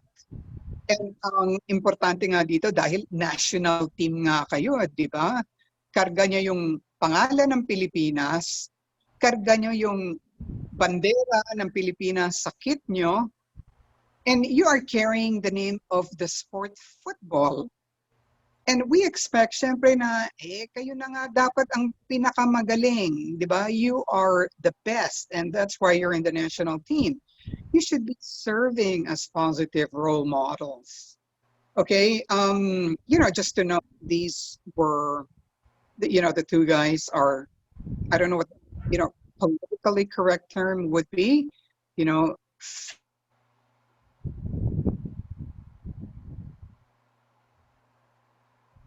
as Filipino Chinese American. And then Lexton Moy and Angel Guirado, of course, is like Spanish Filipino. Okay? So sa akin naman, gusto nyong maging manlalaro ng Pilipinas. No, you better learn respect. And you probably didn't grow up in the Philippines, you weren't born in the Philippines, but you have to learn the culture. So it's not just football, but di ba, in normal everyday behavior, ganito lang, di ba? Yung respetuhan lang. Yeah. So sa akin talaga, it was really a cause to file a complaint. And ito yung talagang pinagkaiba, no? Dahil yung Malaysian team, kami ng experience yan sa were very polite, they were very respectful, and in fact, we were finished within 5 minutes. Kasi alam na nila yung yung procedure, no? They know the drill. I don't know what about the Philippines, they were just riding high on this image that, for the most popular team in the country. 'Di ba? Kasi at that time medyo mataas na yung ng Philippine team, 'di ba? Mataas ang reputation, marami silang fans, maraming support. But that was being, just respectful of what they were representing. Ma'am And Christy, yes, you made mention na yung oh, pinakamataas na kasi kami ni Coach Mike, we are coaches. So alam yes, rin namin yung discipline, alam namin yung Pero that time, wala yung head coach, wala yung team manager. Pero I yeah, think sa international di ba? Merong time na sinusunod na dapat andito sila, dapat yeah, kasama sila, tama po of ba? course, of course. So Yeah, katulad nung, yeah, go ahead, go yung ahead. time na yon, so isang reason na yon wala sila, and then yung hierarchy, the physiotherapist, pero baka busy siya that time doing his taping, yung team captain And dapat yes, so yeah, yung assume parang the pinunto nyo role of that time? leadership. Kasi sa akin, and I would like to say that I was also disappointed in the general coordinator and the fourth official, because actually they would have had the authority official, no? He would have had the authority to actually tell the players like behave, we're having the team check. Wala silang sinabi, no? Bakit? You have to assert your authority. At again, yung katulad ng sinabi ko, hindi naman pinagkaiba na procedure yan. No? There is nothing unusual with that. Even actually dapat sa local level, even teach them the discipline. You have to teach them respect. You have to teach them what the proper procedures are and the protocols. Napakahalaga niyan, lalo na sa mga bata. Ito nga, ito na yung A team, no? They are the top team representing the Philippines. Tapos, ganyan behavior ninyo. Di ba? Napakapangit.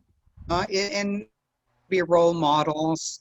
And of course, they have a lot of following. They have a lot of fans. And people look up to them.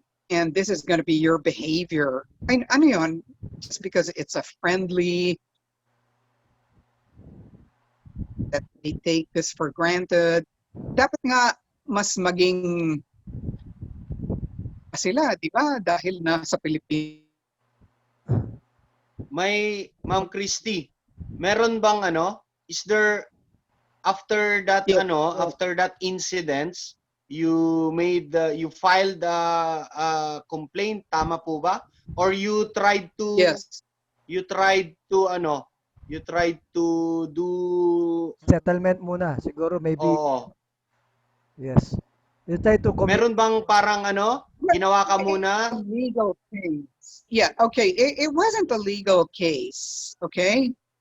And for me, if you do not know this, standards and procedures, you have no right to be in the national team. Because actually, hindi naman yun ang first outing ng Philippine team eh.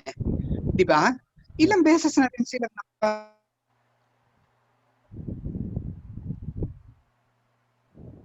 the likes of Michael Weiss. He's a German coach who coached the Rwanda under-17 national team before coming to the Philippines. Hindi niya alam yon. And then, if you don't know that, you have no right to be a coach. What are you doing there? Di ba? Umuwi ka na lang. Mhm. And, ayun na nga, nakakalungkot na walang disiplina, no? Sa ganon. But even then, even if the coach and the team manager weren't there, kasi ito nga yung A team, yung players 20 years old and above, it's not the under 14 team, in boys team. So may pag-iisip na rin yun, di ba? May maturity na dapat yon. Tapos ganito ang asta ninyo. It was really very shameful, I would say. Nakakahiya talaga. So, Ma'am Christy,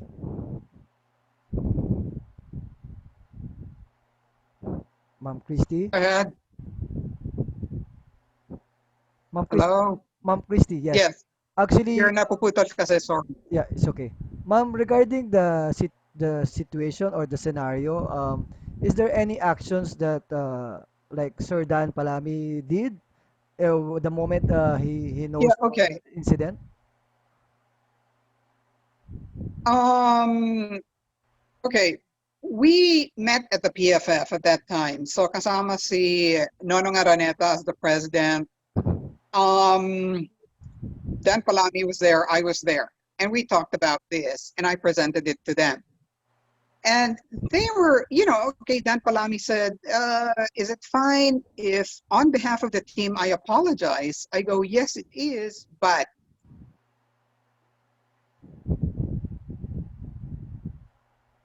it doesn't absolve them from, I would like a public apology for this. And then they said, parang, I delayed my trip to Nepal because I think they were going to participate in the AFC President's Cup. There was another competition that they, sabi nga ni Dan Palami, kasi nga, itong nangyari. So I said, it's not acceptable and it shouldn't be acceptable. And ang PFF naman, nakakalungkot din, no? Kinampihan nila yung national team. But of course, maybe, and I was sad with that.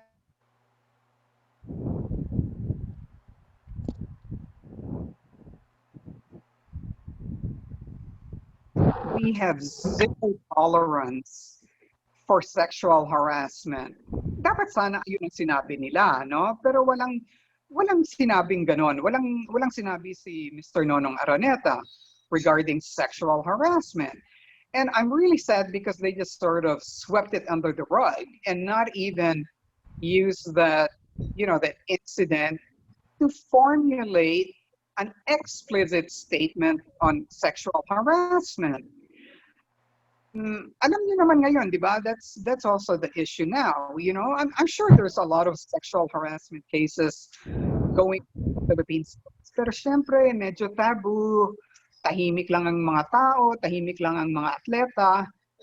Ayaw nila magsalita because, a lot of them also carry that stigma. Pag ikaw ay nakibahagi o ikaw ay victim ng sexual harassment, medyo parang hindi magandang pakinggan, di ba? May stigma doon. At, it could have been a jump point for the PFF. They could have been heroes in that sense to initiate a sexual harassment policy in sport. I don't think they even have that in the POC right now. Meron bang ganon? Wala, di ba? Pero nangyayari, you have the Me Too movement. And, worldwide, you have, Ma'am Christy, yeah. yeah, kasi I was wondering regarding that kind of issue, no, that you open up, Mhm. considering that the federation is involved. So it's just that I think yung issue about that sexual harassment should be addressed Mhm. properly. I think Of because course, uh, definitely. because Of uh, course. because it will be a precedent for the coming like for the youth level coming up to the national team, the women's level. Exactly the point. That was my whole point because a lot of people said, bakit nagpa-interview ka pa? And to my mind, magpapabastos ako. You know, I res- I respect other women. I respect other people. I respect this country.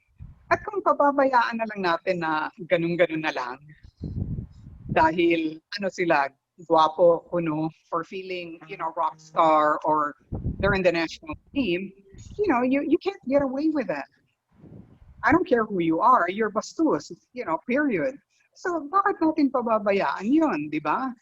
Kasi nakakawalang dignidad yun, hindi lang sa akin, sa pangalan ko, sa pamilya ko, ngunit sa mga kababaihan din, no, in general. And of course, for the Philippines, because they're carrying the name of the Philippine team. So of course, it has to be brought out. Of course, it has to be discussed and addressed. Yes, ma'am. Yeah. Yung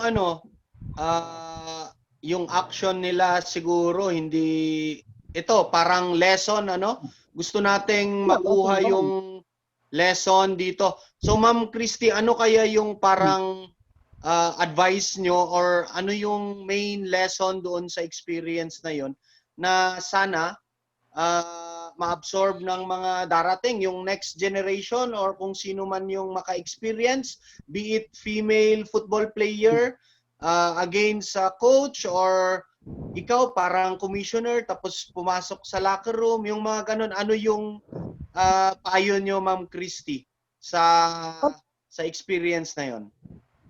Okay, I will tell you one thing, okay? So, may mga comments nga na, Cristina Ramos deserved to be sexually harassed because she went inside the men's locker room. And to me, if you do not know the job, just keep quiet and shut up. And even if anyone did go to the men's locker room, you don't deserve to be sexually harassed, okay? It's part of the job. And ayun nga, it's just plain bastos, di ba? And the other thing, which I am so disturbed about is if you look at the president of this country now, President Duterte, and I'm sorry if this offends, he's just saying putang ina left and right, okay? And this comes from the head of state. And that's not very respectful to the Filipino people, nor is it very respectful to the women. It's always, putang ina here and putang ina there. And he's the president of the country. And I really wonder, okay, I'm female, I'm a mother, maybe I will be a lola, I am a sister, I am an aunt. And of course, lahat tayo may ganon. May nanay tayo, may kapatid tayong babae, meron tayong mga tiya, okay? And all that. Sa mga bata ngayon, pag narinig nila yon, at lalo na nanggagaling sa pinakamataas na opisyal sa bansang ito, they think it's okay, and that shouldn't be the case. So you as coaches, you as parents, you have to educate your children na hindi tama yun. Hindi ayon ang katanggap-tanggap na standard. Whether it's in sports, education, in any other areas of life, dapat turuan ng ito. Dapat maging mag-alang tayo sa mga nakakatanda, sa mga kababaihan, sa mga bata. We just have to be respectful to everyone. At dapat din, kung coach kayo, turuan nyo ang mga bata na sumunod sa mga laws and rules of the game. Okay? I always see this behavior. It's so stupid. You even see it in the ang dami, di ba? Like lalo na magtaas ng shirt, di ba? To celebrate the goal. Alam niyo na bawal yan. Bakit ginagawa niyo pa? Di ba? And it's against the laws. It's a useless yellow card, for example. Okay? Things like that. So, Bibigyan na ng Ma'am Christy, bibigyan na ng yellow card yung mga ganun parati, ma'am, no? Bibigyan ng yellow card or pag ayaw pa rin matigas ang ulo, Papaluin na ma'am yung dila kasi ano, lagi nagmumura. So, papaluin yung dila, lalabas yung dila, tapos papaluin ganyan. Di ba ma'am? Wag naman violence, okay? No, lalo na sa mga bata. Dahil pag sa football at sa sports, natuto na sila rumespeto, natuto na silang gumalang ng batas, natuto na silang gumalang ng mga nakakatanda o mga otoridad. You know, when they go out of the football pitch, when they leave the sports arena, they carry that on to their normal lives. Matututo din sila gumalang ng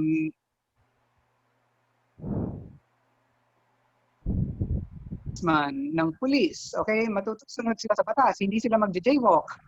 Okay? They will wear their face mask to prevent the spread of COVID-19 dahil batas yan, di ba? At ginagalang natin at nire-respeto natin ang bawat isa. So, it's really important that when you have an athlete, lalo ng mga bata, turuan nyo ng tama. Okay? Kasi meron ng may effect naman yan sa labas ng sporting arena, the sporting. Yes, ma'am. So Ma'am, yeah, we have to emphasize this.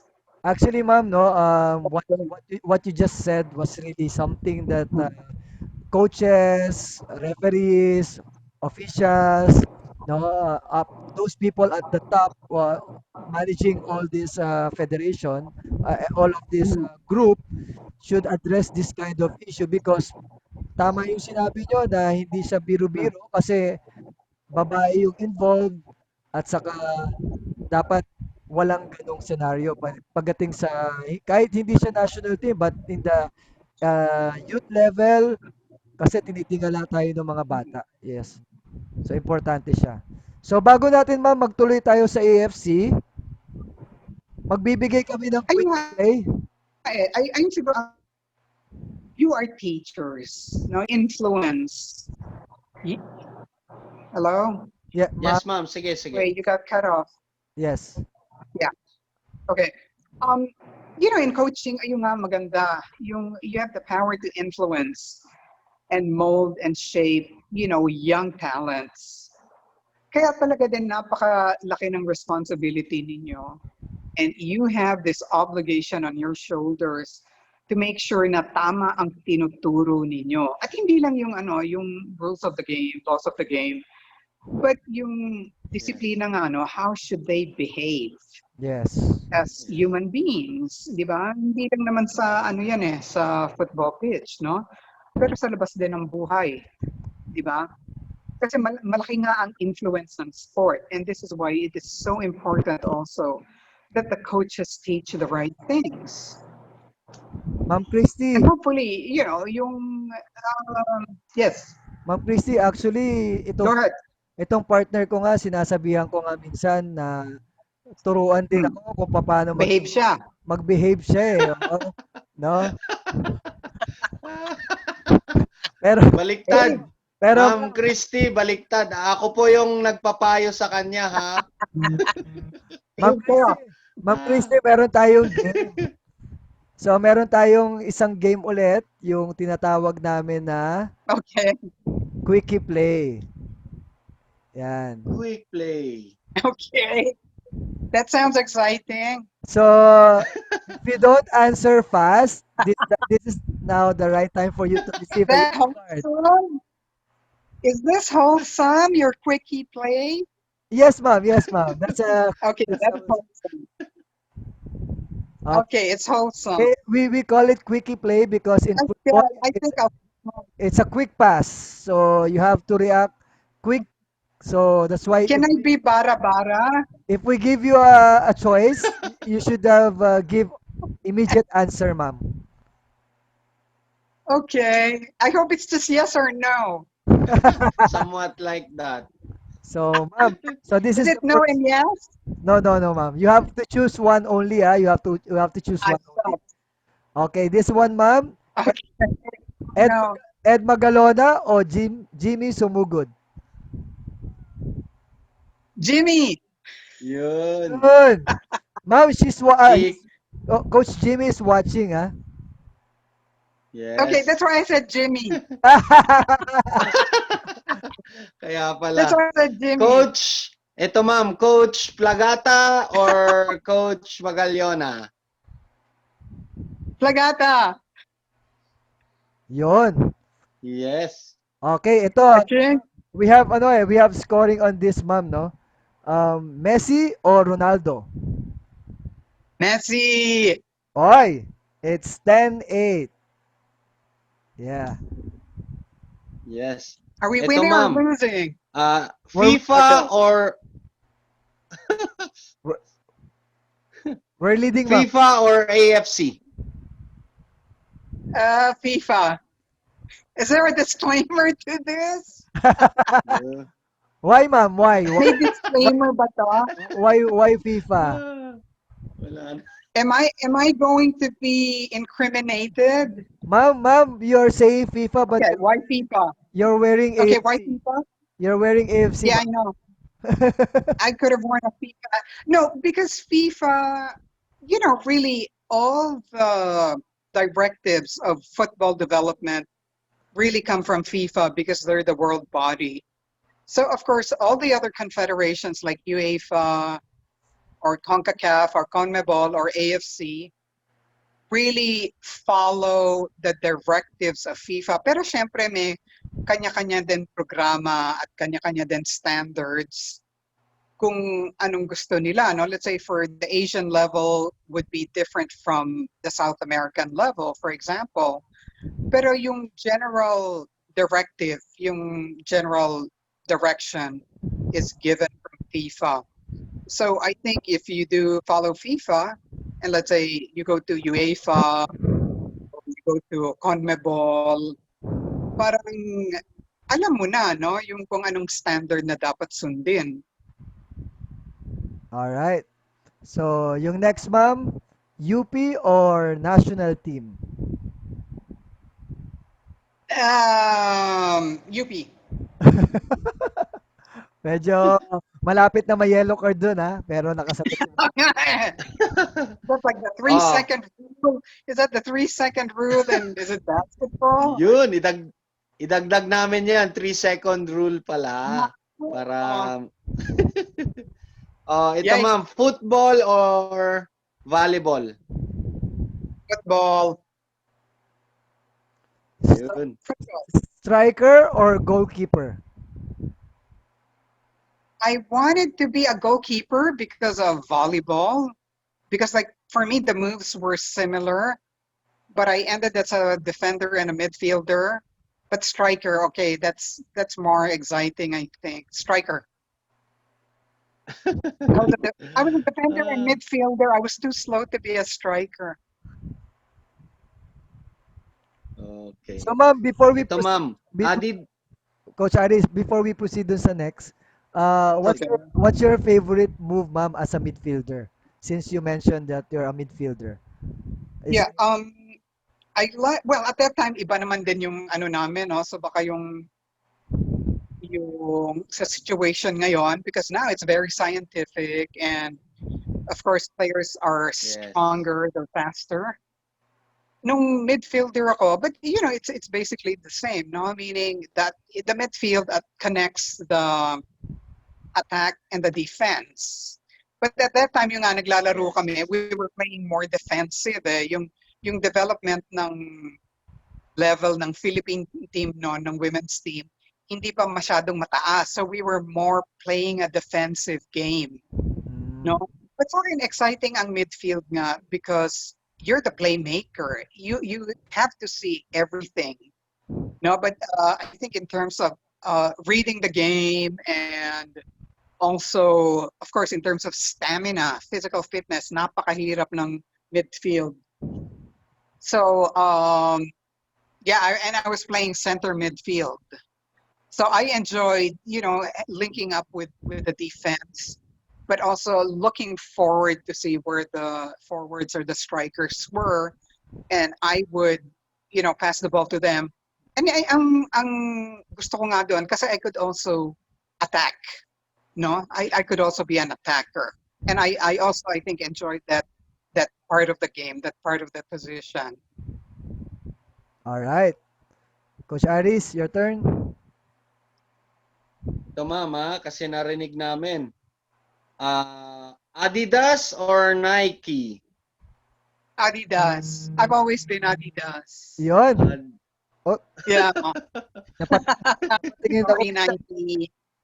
Adidas din. Yeah. Okay, ma'am. PFF president or POC commissioner?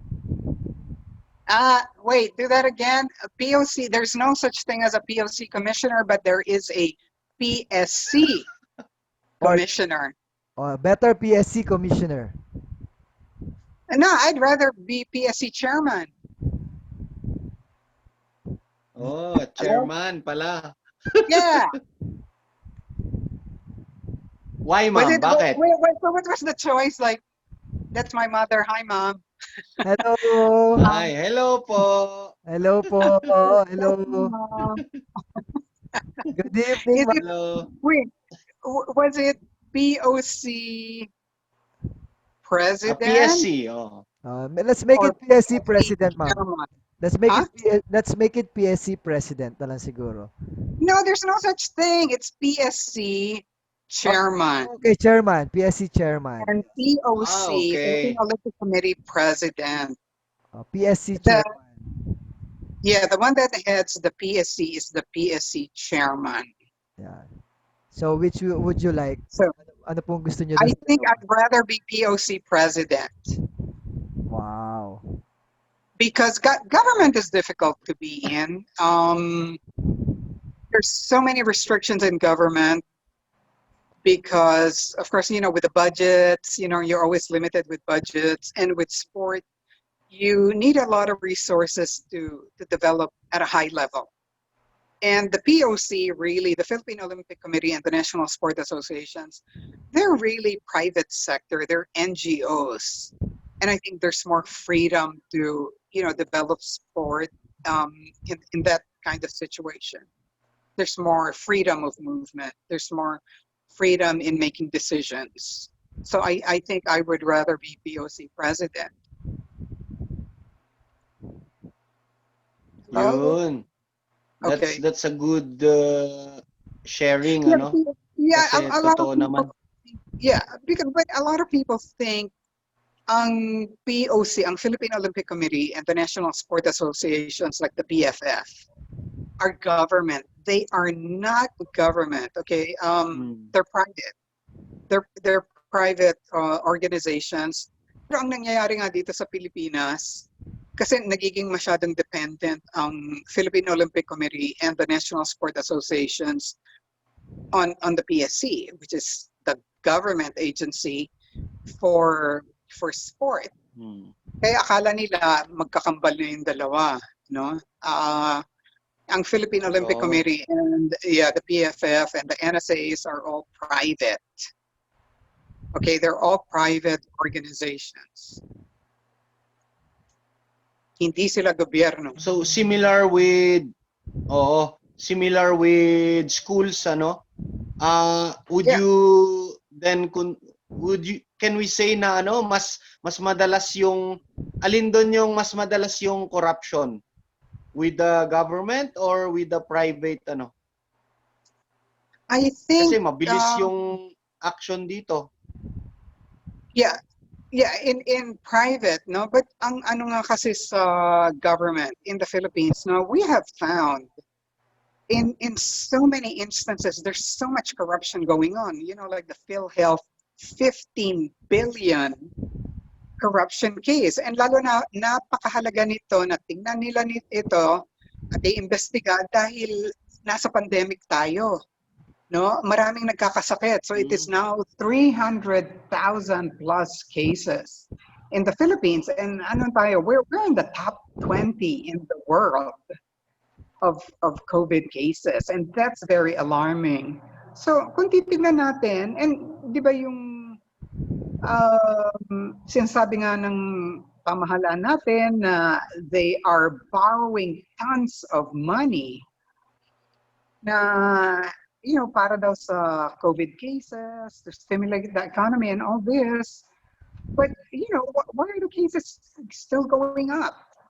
You still have a lot of Filipinos, unfortunately, na nahihirapan sa buhay dahil hindi sila makapagtrabaho, wala silang pagkukuhanan ng hanap buhay.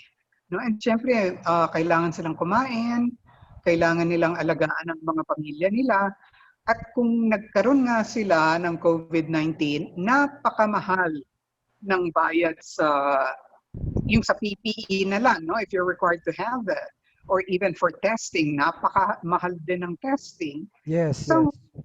yeah, where will people get this money? And unfortunately, you have this PhilHealth case. And parang ngayon, ang mas iniintindi nga nila yung kung sino magiging Speaker of the House instead of addressing the PhilHealth case. So, to date, I read, we have now 9.6 trillion pesos in debt. Saan natin kukuha yung mga pera na yan? Di ba manggagaling yan sa mga mamamayan, no? Sa mga taxpayers. Siguro ayun nga, yung mga apo ng apo ninyo natin ang magbabayad lahat niyan. And I think what's lost, in the translation of government service, of public service, ang kaban ng bayan ay para sa bayan, no? It shouldn't be the private bank or the private piggy bank of public officials. Dapat nga may check and balance yan. But ang nangyayari ngayon, dahil ang Congress, kakampi ang executive branch, na nakuha nila ang Supreme Court, ang justice, saan ang balance dyan, di ba? Where do we have this check and balance? Who's going to monitor the funds correctly? In fact, sinabi nga ni President Duterte, dapat daw bitayin at ikidnap ang mga taga-COA, di ba? Mga taga-Commission on Audit. Because he's saying that mas mahirap daw ang buhay nila pag may COA, pag may Commission on Audit. Hindi naman private piggy bank ang taxpayers' money, di ba? Kaya ito nga napakahirap na seemingly wala nang check and balances sa gobyerno na to dahil magkakampi na Ma'am Christy, executive branch, legislative branch, and the judicial branches. Ma'am Christy, may Yes. natanong lang din ako, no? Meron din bang ganitong mga nangyayari sa AFC? Like yung mga problems na ganito? Like Yeah, if you really look behind, okay, my term in FIFA was finished in 2011, and shortly after that, the corruption cases in FIFA came out. I think it was 2012, 2013, and in fact, even in AFC, they had to start. They had investigations which implicated the former president of AFC, Mohammed bin Hammam. No, na-implicate din siya sa mga bribe scandals. So in fact, he was banned by FIFA for life in football. So siya yung naging president ng AFC. And ngayon, even if you look at it, just very recently, I think just last week or this week, nagkaroon din ng mga news items about Gianni Infantino, the president of FIFA, being investigated by the Swiss courts. No, kaya may mga kaso na yan na ganyan din, but I think I will attribute it to human nature, no? Ganyan ang mga tao, no? Siguro na kahit na anong organization, even the Vatican has corruption cases. Diba? Pati simbahan may corruption cases din yan. And ayun nga, dahil mga tao lang tayo, hindi naman tayo perfect, at siguro nagkakaroon ng mga pagkakamali o temptations na mga ganito, no, napakahirap din sugpuin ang problema na yan. No? Kasi titignan mo din, kahit ang pinakamayaman nga, let's say like Donald Trump, di ba? Bilyonaryo na nga yan. Pero may mga corruption cases din yan, di ba? He admitted to just paying $750 in taxes. Kaya, nakakalungkot nga ang corruption nandiyan na yan sa buong mundo. Even the Japanese, they're not immune to corruption. Pero ang maganda din sa mga Hapon, they resign. O siguro sa mga extreme cases nga, they will commit suicide. Kasi may, Yes. meron naman silang delikadesa. Dito, siguro, they want to stay there forever. Dito ma'am, dito kasi paramihan ng lote. Kalokohan. Paramihan ng lote. Yun yata, tama. Paramihan ng kalokohan. Ayun yata, yun. Ma'am Christy, Yes. kasi you mentioned already na andiyan ka sa FIFA, AFC.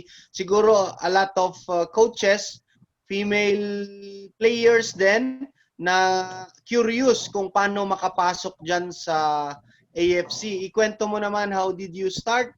How did you enter dyan sa AFC? Kasi, syempre, you mentioned maraming susunod, next generation, para mag-guide rin yung mga nangangarap, coach, ay gustong pumunta. Alam mo, nung nag-umpisa ako, I had never imagined at all na aabot ako sa FIFA level. Nung nag-umpisa ako maglaro ng 1978, ang tinitingala ko ay, that time yung mga sikat, like Franz Beckenbauer, Rummenigge, also Pele was still playing, Socrates, all these famous players. Pero hanggang tingin-tingin na lang tayo, kasi may kaibigan ako noon, he was Dutch, pinapadala niya ako ng mga football magazines, ganon. At tinitingnan ko, like, wow, ang galing. I would like to be like them. And never in my wildest dreams, that I never thought that my idol, Franz Beckenbauer, was going to be my FIFA committee chairman. So, I got to meet him up close and personal. Okay, I was the match commissioner there for futsal.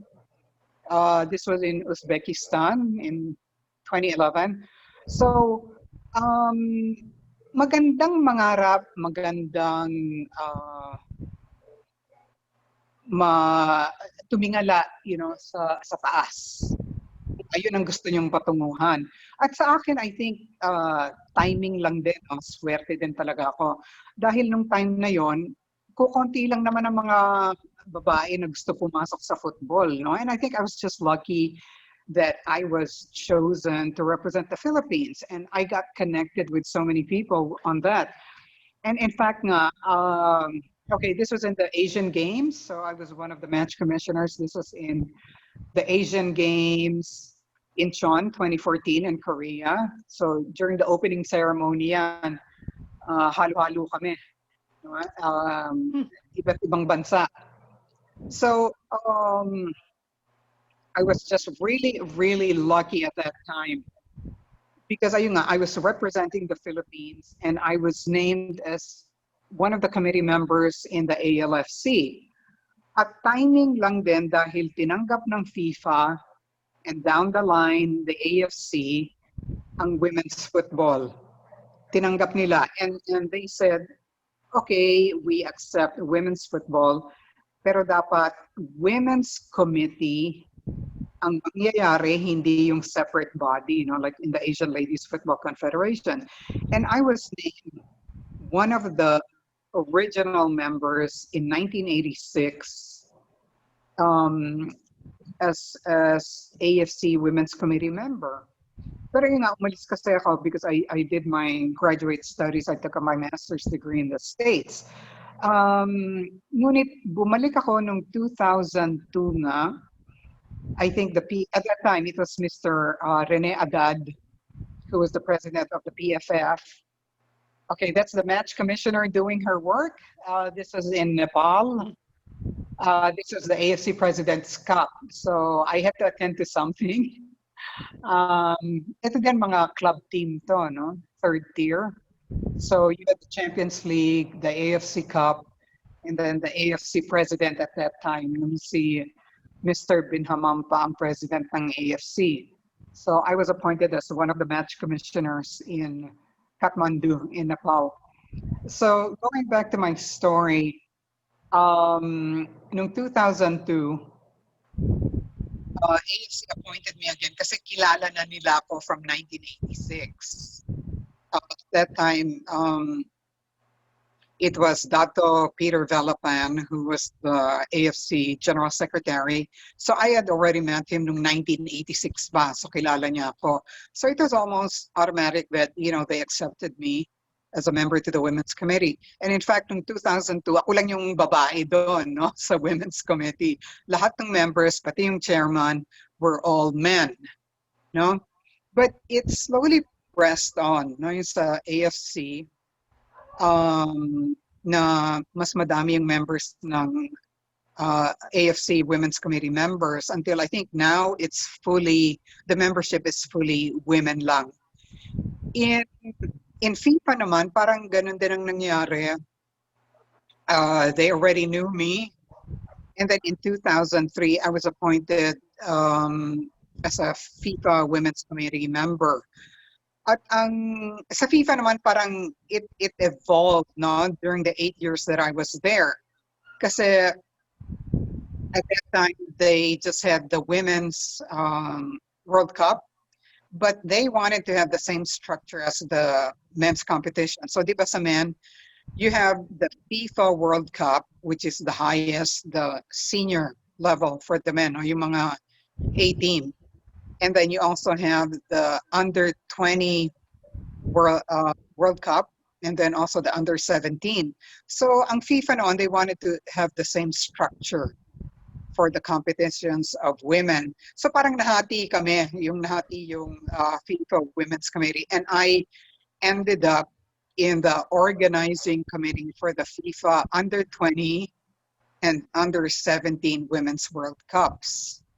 No? So medyo naging swerte din ako because I got to be appointed in all the women's competitions in FIFA on all levels.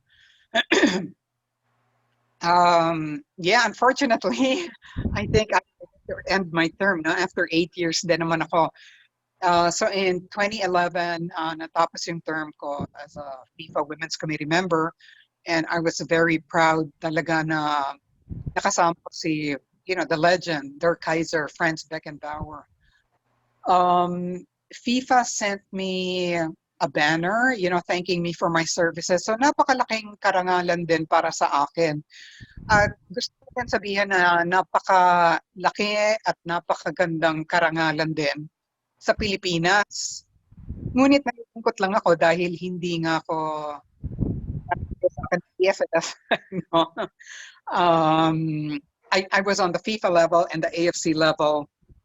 Ngunit ayaw sa akin ng PFF. Pero sa akin, okay lang. No, ganun talaga. Kung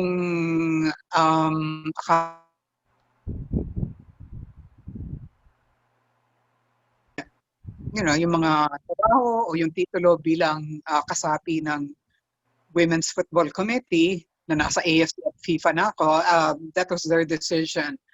But I was very proud really that I was the only Filipino member in FIFA.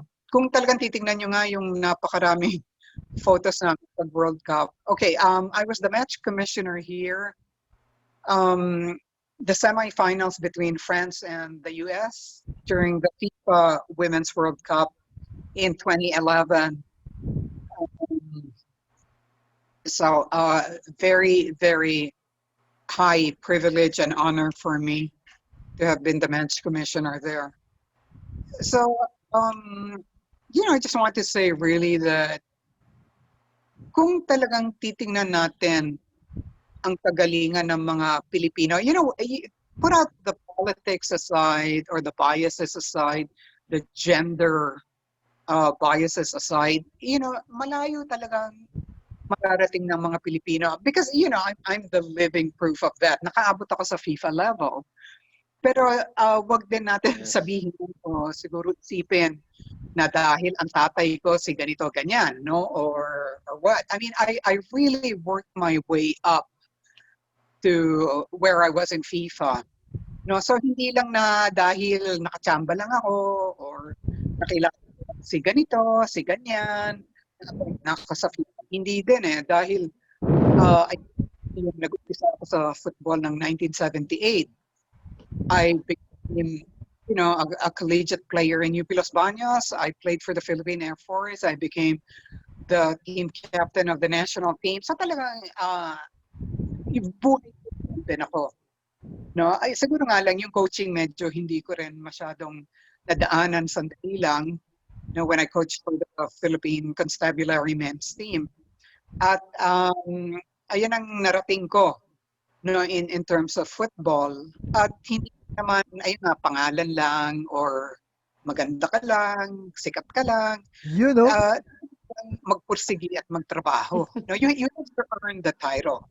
You have to make sure that you have the proper credentials for the position that you strive for. Kasi nga ako din, hindi lang naman ako player or hindi lang naman ako naging captain ng national team. I also have a master's degree in sport and athletic administration. No, so hindi lang nila pwedeng sabihin, which they kept telling me when I was president of the Philippine Olympic Committee, dahil anak siya ni ganito, ganyan. Okay, people didn't want to look at my credentials in sport. That's really sad. Nakakalungkot. Ma'am Christy. Yes. Ma'am Yes. Christy, gusto kong ilabas yung issue regarding PFF kasi Okay. yung previous guest namin si Coach John Carmona and meron din siyang hugot partner. meron siyang hugot na sana kung pagdating sa credentials, pagdating Mhm. sa appointing ng like ikaw siguro, yung kinikwento mo, walang politics. Kasi Yes. medyo may hugot ka rin, Ma'am Christy, na yung parang PFF pa yung hindi supportive sa'yo, di ba? So would you Yes. think dahil ba pinasok mo na yung politics na very open ka sa nararamdaman mo or parang very direct ka kung may hindi ka gusto sa ginagawa ng PFF, for example. So kung baga binabato mo yung ayaw mo, parang ganon, kaya ginagantihan ka na hindi ka sinusuportahan, ganon ba yun? No, hindi naman. No? In fact, I have to be very thankful. Talagang malaki din ang pasasalamat ko sa PFF. And even way back, the Philippine, when it was association pa, yung Philippine Football Association. Dahil without them talagang hindi namin na-develop at natulak ang women's football in the Philippines. Napakalaki ng suporta din nila way back then. And I would think even now. Ngunit hindi ko naman talaga din masasagot kung ano ang pananaw nila. Kung bakit I don't want to be sour-graping na ayaw nila akong tanggapin in spite of my my background, my experience.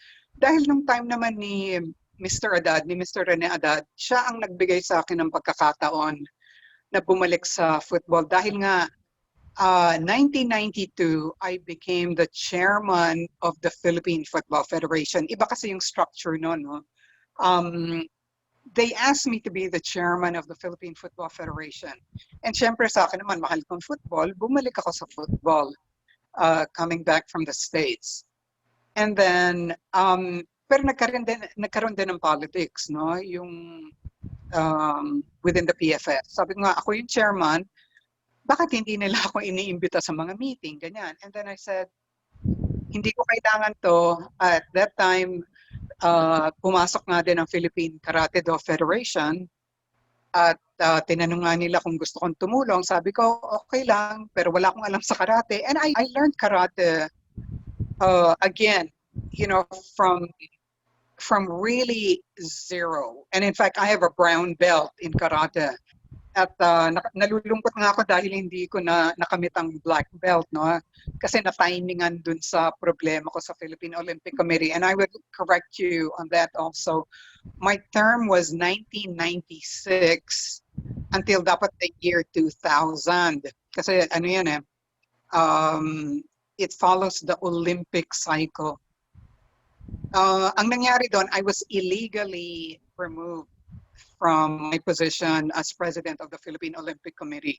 No, so illegal yung pagtanggal sa akin in 1999, shortly after the Bangkok Asian Games in 1998. So medyo madugo din yung laban ko noon. No, so my term there was really 1996 to 1999 as president of the Philippine Olympic Committee. Nagkaroon ako, so from 1999 to year 2000, medyo rest muna ako ng konti. Tapos nga, Mr. Rene Adad, Attorney Rene Adad, who was president of the Philippine Football Federation then, asked me to come back. Kasi nakakilala din kami nung 1980. So, siya yung head no ng Coca-Cola Go for Gold project dito sa Pilipinas. So even way back then, noong 1980, kilala na ako ni Mr. Rene Adad. So he asked me to come back to football. And I asked him, what do you want me to do? And then he asked, could you help out with women's football? I said, sige, okay lang. Anyway, ayan ang passion ko. Ayan ang love ko. So, I for the PFF. For that. But maybe yung mga later years na, nung namun ni Romualdez, si Mari Martinez, and already in AFC and the Women's Committee. Pero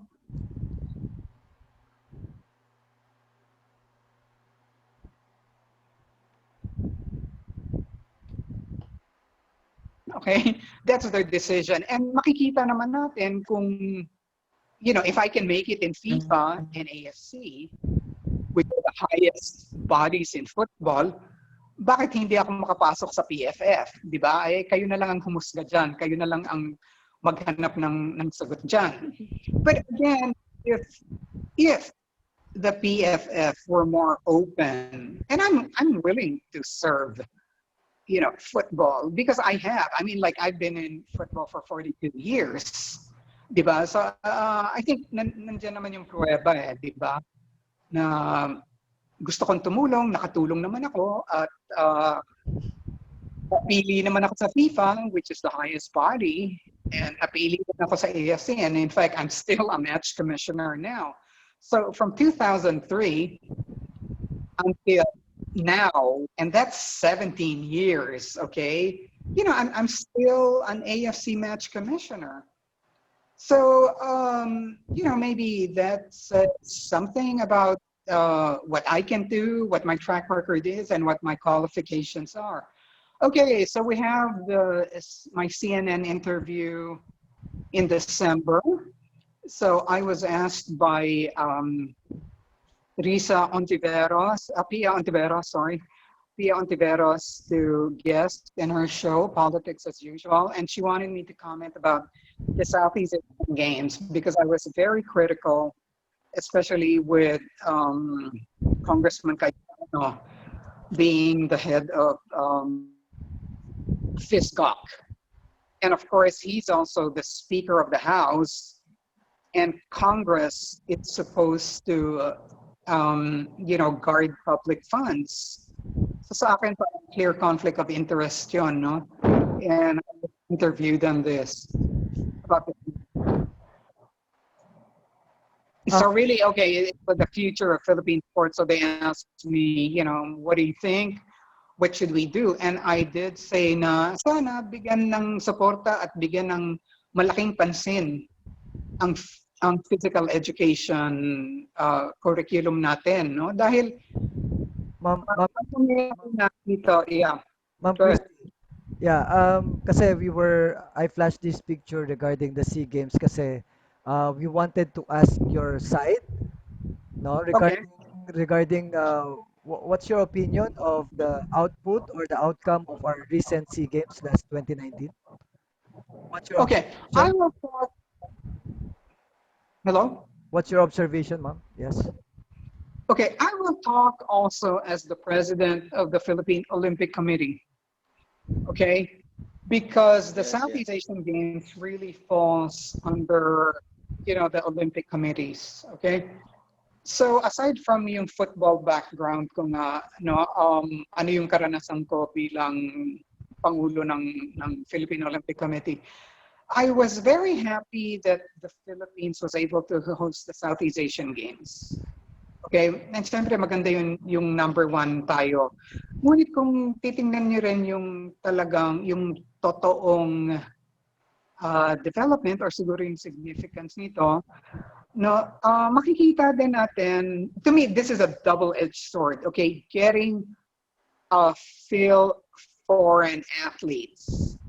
To me, that's a double-edged sword, meaning may good, may bad. Okay? Kasi nga, siguro naging swerte na lang din tayo na may ganito, no? Because it really originates from the fact that under our national laws, batas natin, meron tayong dual citizenship. Okay?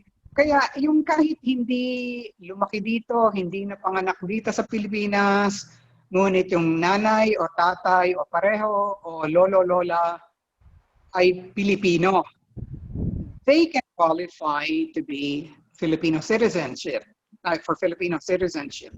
Okay? At ayan ang ginagawa ng Pilipinas. I'm not saying it's exclusive to the Philippines. Of course, you also have that in other countries. Di ba? Nagaganap naman yan sa mga ibang bansa din. Ngunit sa atin, parang ayun na lang ang pinupuntahan natin. No? We are shortcutting the process and really kind of disregarding grassroots development. Ilang tao sa Pilipinas? 110 million? That's a lot of people, di ba? Even if you get, I don't know, 1%, okay? Yun, ang daming tao yun. Kaya, bakit hindi tayo kumukuha ng mga talento? Ayun, yung talagang mga Pilipino na nakatira dito, di ba? Because I feel that you also have to level the playing field. Okay, yung mga, with due respect, okay, to our foreign athletes, kung titingnan mo naman, okay, let's say someone from the US, doon sila napanganak, doon sila lumaki, and of course, the US, they're very into sports, mas malaki ang chances or mas malaki yung opportunities ng mga players na yon to develop themselves as athletes. Yung parang nahasa na sila, naluto na sila sa US, tapos biglang pupunta sila dito, di ba? And they're already part of the national team. So it's also not fair to a lot of local talents. Kasi sa akin naman, dapat pagsilbihan natin yung local talents. No? Tulungan natin yung local talents natin. But of course, the thing is, winning is the only thing. Okay? You have to win in sports. But sa akin, it should also go beyond that. And I think this is the important message for you as coaches. You have to convey Yes. the proper values. You have to teach the proper principles and the proper values. So, for grassroots development, okay, for example, may anak ako, okay, maybe from, how young do you train your athletes? How young? Do you, 2, 3, 4 actually, years old? 4 years old, you can start already, or three, somewhat like. Okay, 4 years old. I have a kid who's 4 years old, and I let him play football for the next decade or so, okay? When he's 14, when he's 12, when he's 13. And then, okay, 14 at that time, we were having the AFC under 14 competitions for kids.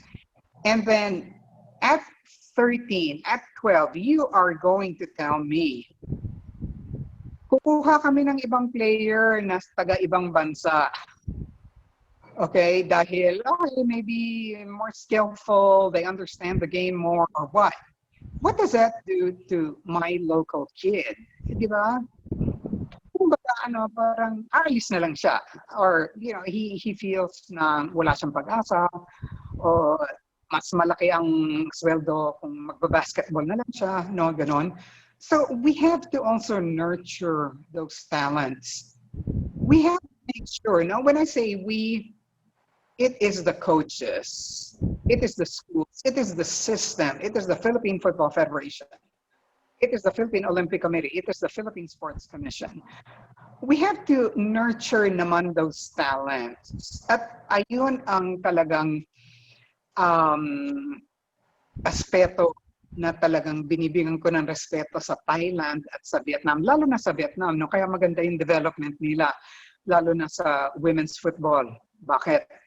I've been a match commissioner since 2003. So nakita ko yung mga players when they were under 16 until they became under 19, until they became senior players, magkakasama lahat yan, okay? And ang maganda sa Vietnam, even for the men's team, of course, the Vietnam War caused a lot of damage, okay? What, 20, 30 years of war, lahat damage, di ba? Lahat sila. They built up from scratch. Hindi sila kumuha ng American Vietnamese player, hindi sila kumuha ng French Vietnamese player. Dinevelop nila yung totoong pure Vietnamese player. Nagtiyaga sila doon. At nakikita mo naman, di ba? Ang ganda ng quality ng development nila. Maganda ang liga nila, no? Yung local leagues nila. And they're always, top contenders in the Southeast Asian Games and even in AFC competitions. Nakikita natin yan. But tayo, ang tema din natin, we always like to shortcut everything. Ma'am Christy, Yes. I would like to ask regarding that, no? Siguro magandang template 'yon, no? Nabanggit mo about Yeah. Vietnam. Mhm. Is it because that yung country na 'yon is a football country? Unlike in the Philippines na tayo talaga is really having a hard time competing with basketball. So what's your point on that, ma'am? Yeah, okay. That's one of the factors, okay? But what I'm also saying is that we have to look into, our own resources. We have to believe in our own people. We have to believe that we can do it, that we're not always depending on foreign athletes. Because, okay, anong nangyayari? Siguro may mga rare exceptions din, no, na, like the young husbands, right? They decide to stay here in the Philippines.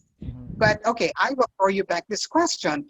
Kung totoong magaling sila at natanggap sila sa UK national team, you think they'd stay here in the Philippines?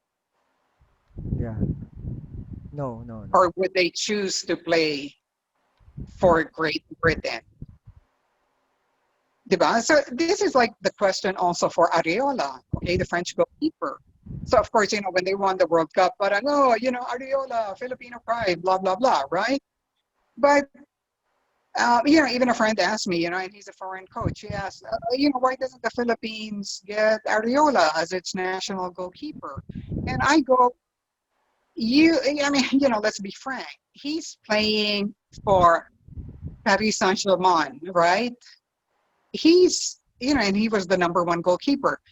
And then, he's a reserve keeper for the national French team, and they won the World Cup. Do you think he's going to go to the Philippines? But national pride or ano na lang by sentimental reasons. I go, sorry, it doesn't work that way. Diba? But we're always trying to associate the Philippines. We're always riding on the coattails of a Filipino foreigner. Diba? So it's always like, Areola, he's a Filipino player. He's probably going to tell you he's French. Okay, but his parents are Filipinos.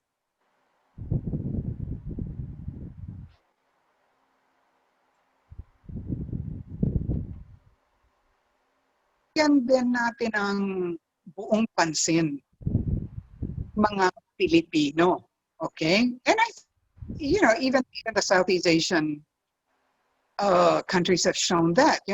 Thailand, Vietnam, they believe in their own.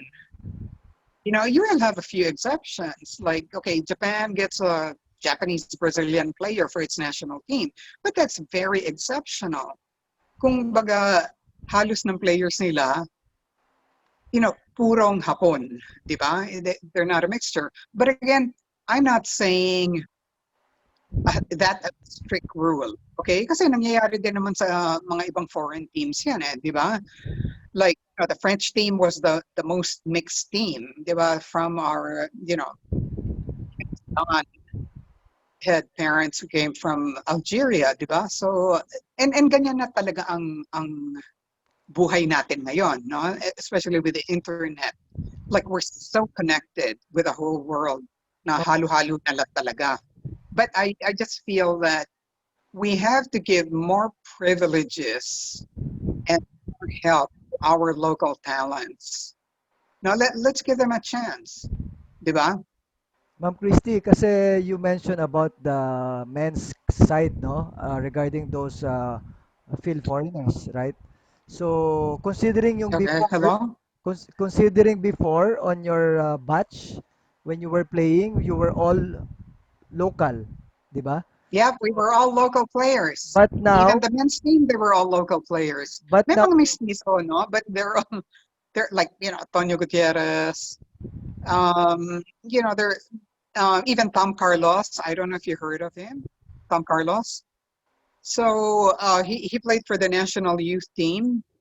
With sila Lacnet, sila Joey Gomez, Paul Zuluaga, that batch. So maputi siya dahil Amerikana yung nanay niya at Espanyol naman yung tatay. I mean, mistizo, no? So medyo siya yung um, standing out, but he wasn't a Phil foreigner. Yung features niya lang Caucasian, no? Maputi, ganon. Pero yung citizenship niya, Filipino siya. Walang Phil foreigners noon. ma'am, kasi nung ngayon, nababanggit natin ngayon yung sa boys, no? Yung marami ng field foreigners na pumapasok. How about din Hmm. yung sa girls natin? Halos ganun na rin yung nangyayari, ma'am.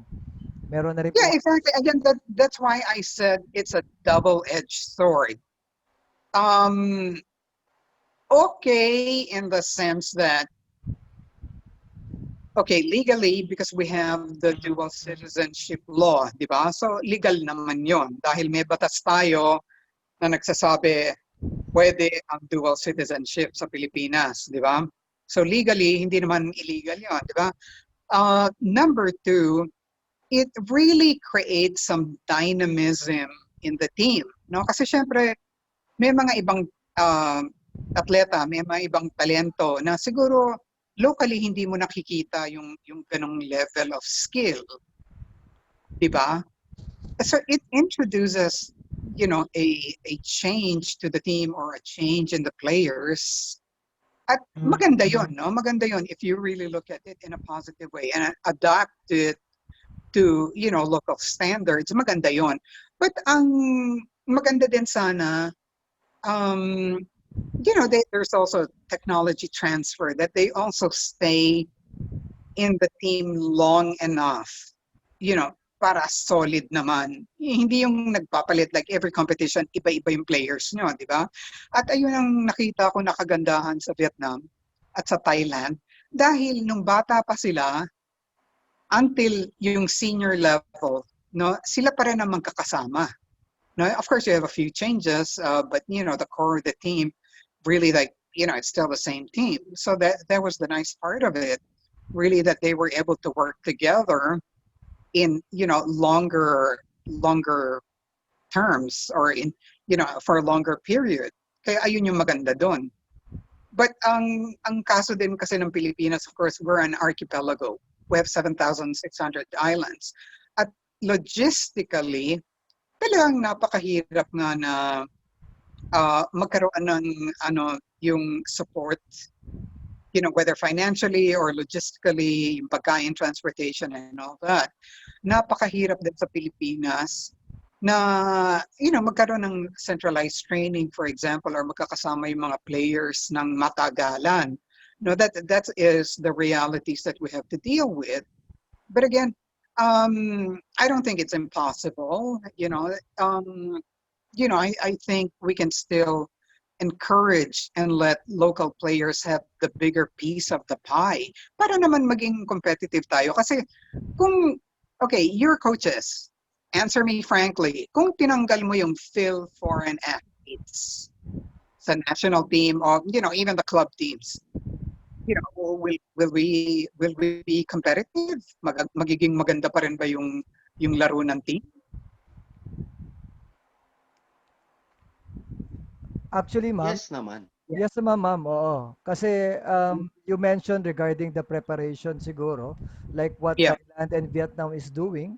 Siguro that's really one of the key factors for us to be able to build up a very competitive team. Kasi considering that they'll be playing together for a very long time and then we'll do a proper program for them. I think we can also do so without field foreigners playing with us. Yeah, what I really find also which needs to improve is the competition structure, especially at the youth levels. Okay, I know there's always like just festival, festival, festival, and I'm not discounting the festivals. Of course, maganda din yung festivals, pero kung magkakaroon na lang kayo ng competitions, no, gawin nyo ng liga, di ba?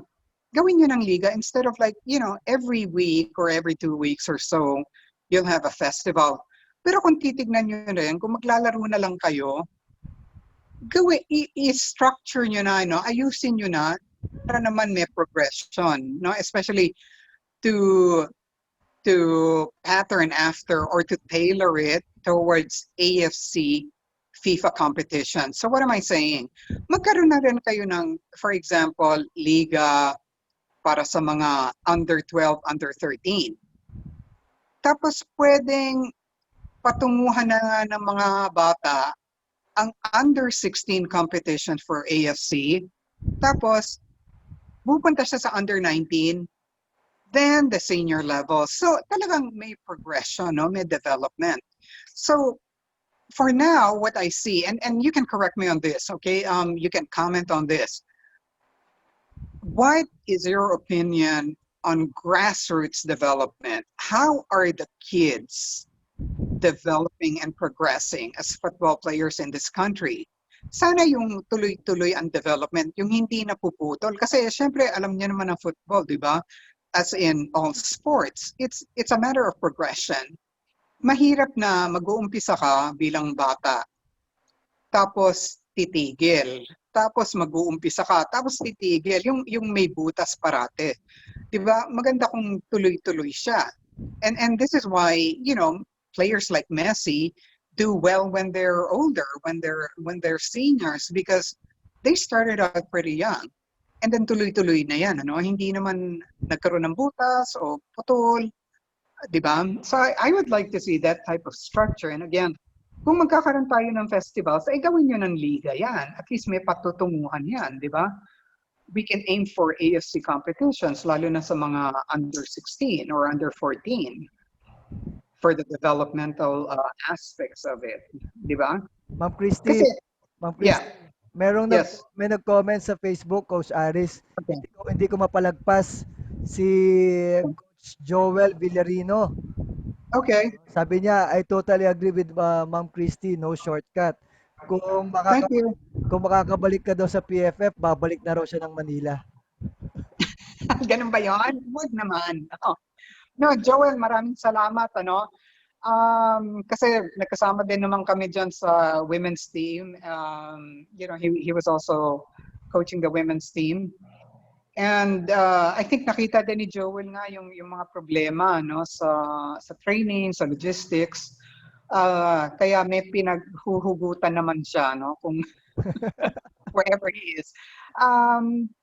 Yung pagbabalik sa PFF, gusto ko syempre, kasi gusto ko naman tumulong din sa football. And it's not just women's football, because really football is football. And we all operate on, similar principles, di ba? Ayun nga, I've been in Oh. football for 42 years. So that's 4 and 2, 42 years. That's older than both of you combined. Okay? Uh, Ma'am Christy, oh, Coach Mike, hindi ba ang mga galing ano, teenager pa rin kayo? yung Oo, mga Okay. So, baby pa what lang else? kami. Pero Baby. Ma'am Christy, can you comment on this? Because Which with one? the previous coaches and guests that we Okay. had, Okay. actually we've been discussing Yeah.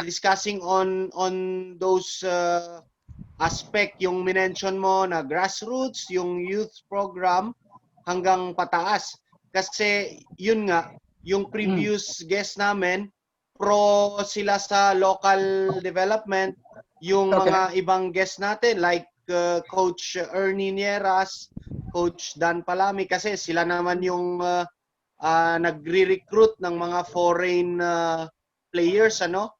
And Okay. hindi naman sa dini-discount natin, but Mm. nagiging effective. Nagiging effective, ano? Pero ako naman, kami ni Coach Mike, we presented yung ginagawa natin. Di ba? Yung Mm. bottom up approach, sila kasi top Okay. bottom eh.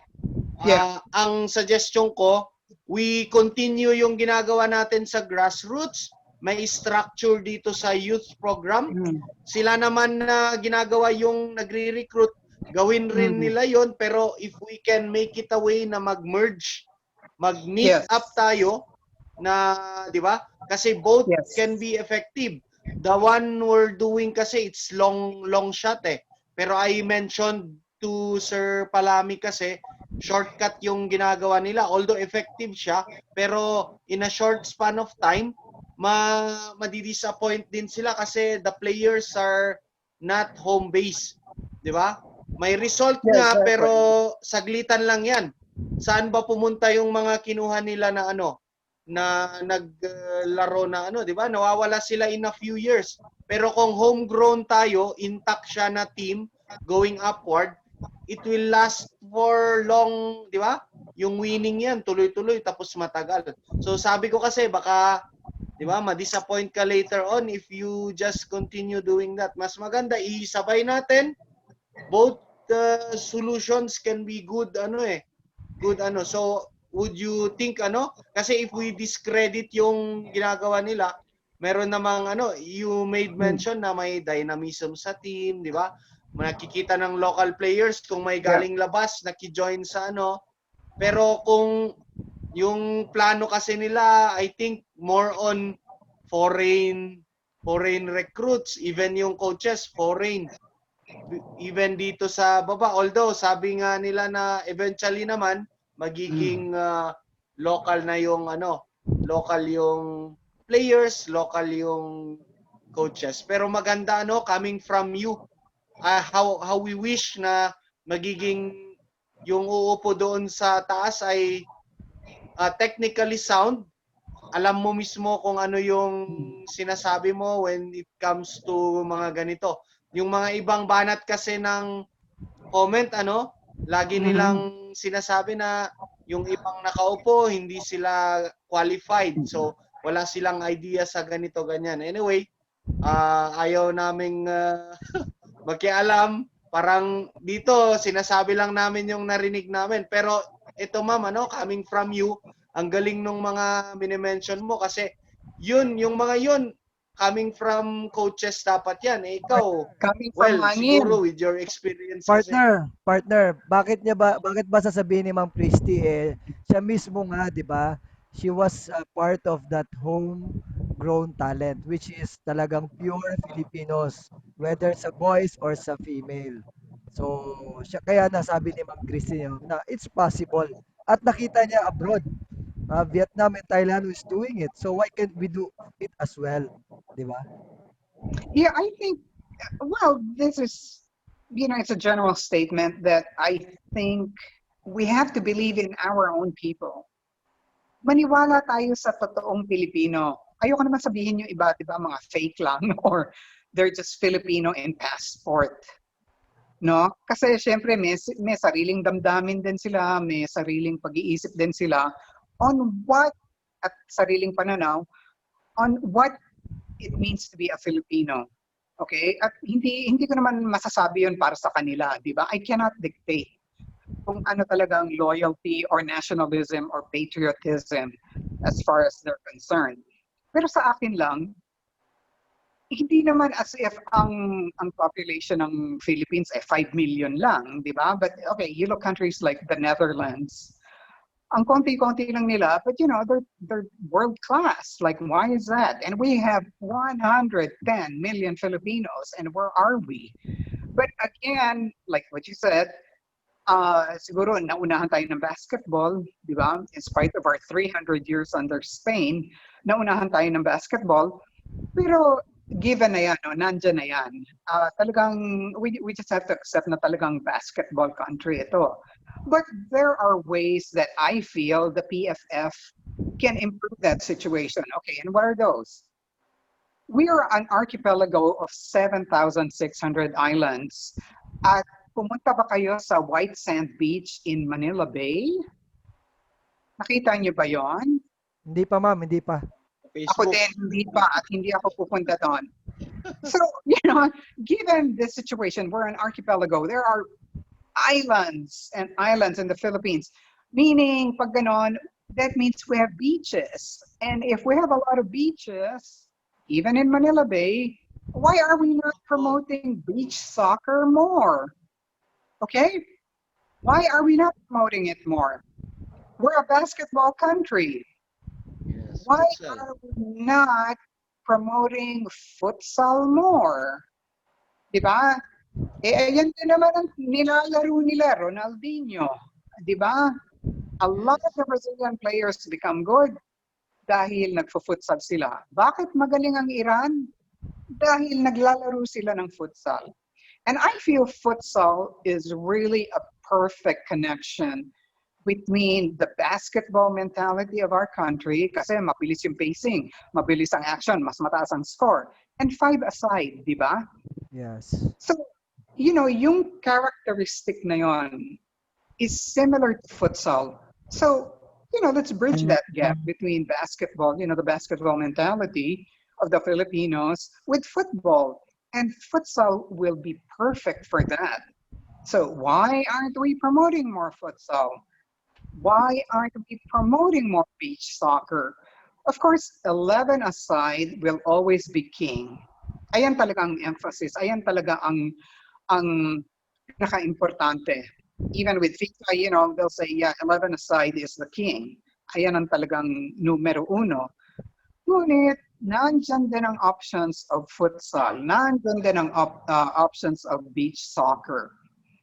And, you know, if I think we promote it more, parang may natural inclination din na pupunta din ang mga players ng beach soccer at futsal sa 11-a-side game. Okay? Yes, yes.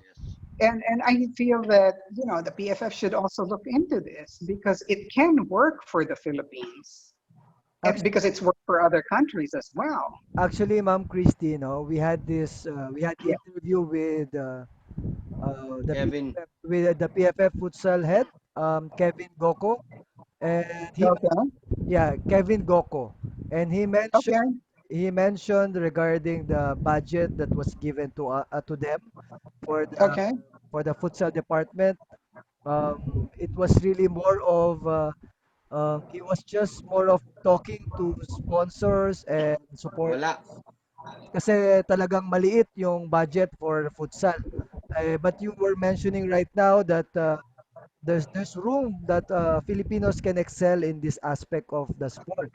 So why don't we have to give time and budget as well para at least mas ma-improve pa yung futsal in the country kasi maraming ang basketball courts, di ba? Kasi nabanggit Yeah, exactly. And of course, you know, what I'm really saying is that we got to work with what we have. Okay, not what we don't have. We have 600 islands.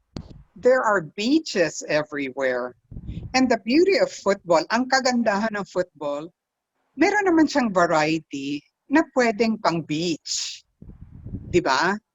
Like, Yes. you don't have, you know, beach basketball, di ba? But you would have three-a-side. Di ba yung mga ganon?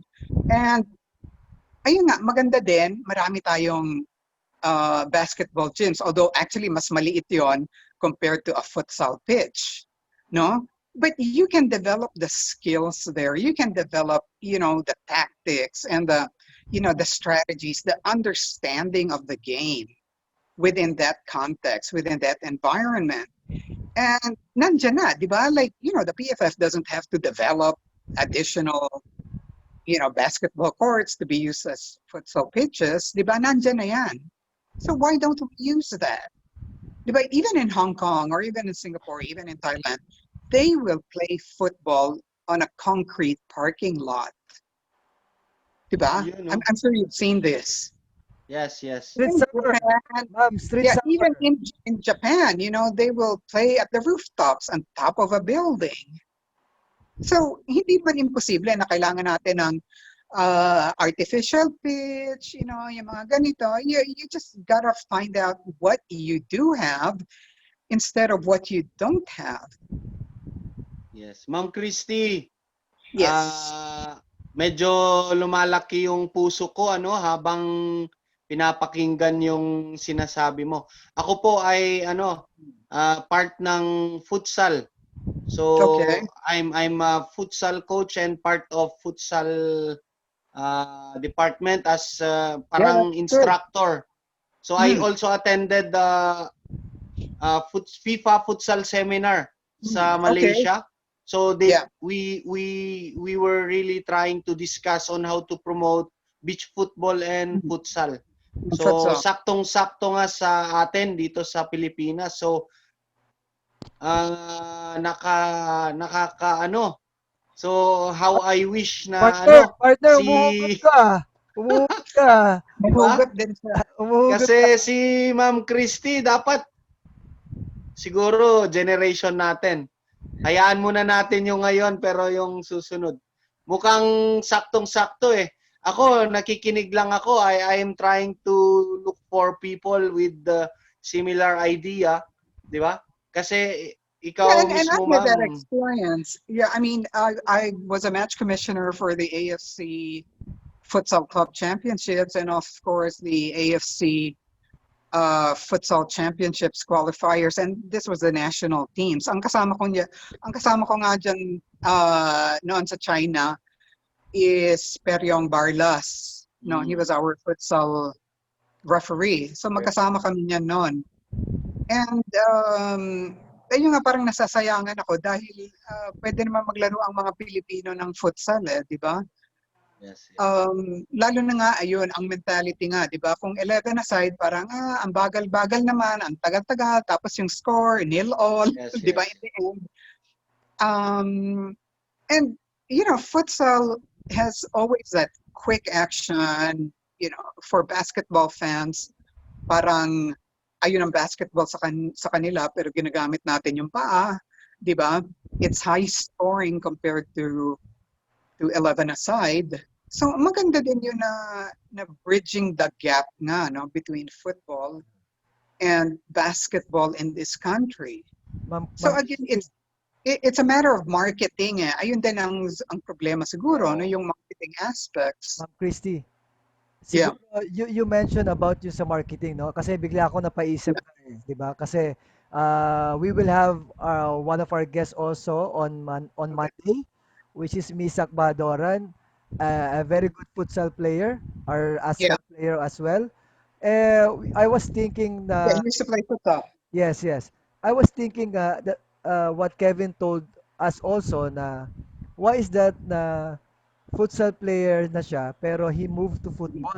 So I think maganda siguro na in the marketing side, siguro dagdagan natin yung effort also that yung kung paano natin i-explain sa mga Filipinos na what is the importance of futsal in relation to football in a point na hindi tayo makapag-football kasi nga wala tayong 11-a-side pitch. But at least maintindihan Okay. ng Filipinos na that if we are into futsal, we can be also a very good football player. Siguro maganda Yeah. siguro na Um, i-conceptualize natin 'yun eh. yeah, that's a good point you actually brought out. I'll just make a comment. I really strongly felt that the missed chance of the PFF was to capitalize on the popularity of the men's team. Okay, diba? Like, they were on top, what, maybe 2012, 2013, diba? They had a lot of followers and they had a lot of supporters. But I felt that football as a major sport in the Philippines was still kind of alien. So sana ang ginawa ng PFF noon, nagkaroon ng educational program. No? I mean, like, parang konting-konti. I mean, piece by piece, you explain, ano ang football? What are the rules? Kasi nga, maraming tao din, kahit na, sinusubaybayan yung national team, oh, ano yung offside? Di ba? I mean, they don't Yes. bakit 0-all yung score, no? Yung mga ganon. Bakit hindi nila naiintindihan yung small details or the nuances of the game? And I felt that the PFF should have used that opportunity kasi ayun nga, di ba, malaki yung attention sa sa national team, no? Yes. Sana ginawa nila yon as an educational opportunity to inform the public what the sport is really. No? Lalo na, ayun nga, yung mga strategy siguro or, for the players, mga ganyan, hindi ko yun nakita. No? Kaya marami nga nung medyo pababa ng football, I heard some comments and read some na, ay, babalik na lang ako sa basketball. Ayoko nang manood ng football. So you had not developed the loyalty and the understanding of the game at that point. At yung parang sayang, di ba? Yung bang, yung namamangka sa dalawang ilog, yung just because wala na yung cute at gwapong players, pupunta na sila sa ibang sport, di ba? Yung mga ganon. Well, of course, there's, some 10 players, di ba? Mga ganon. Ang masasabi ko lang nga sana ginamit ng PFF yung chance na yon.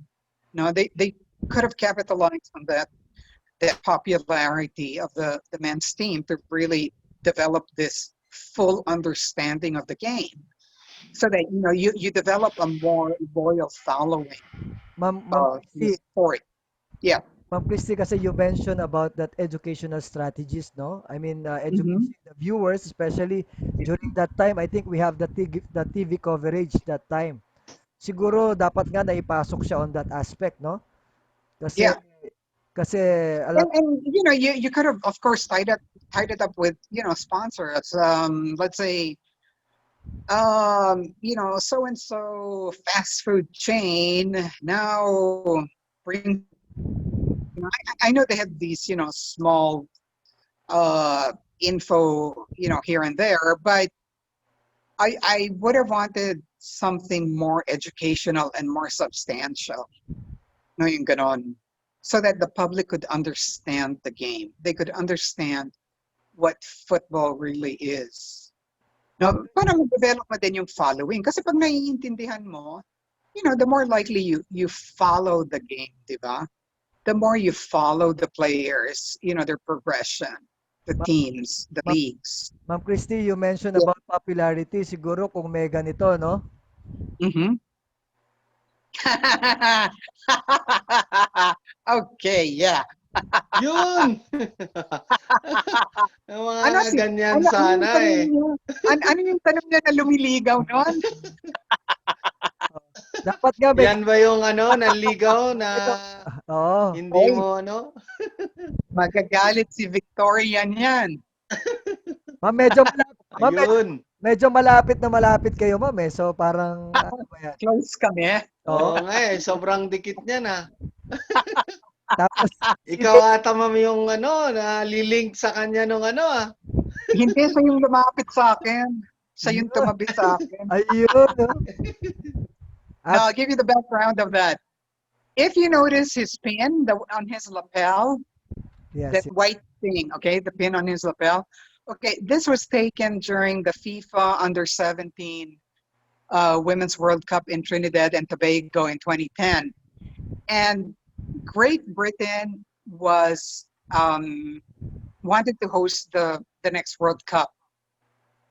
So ayan ang ano nila, ambassador nila.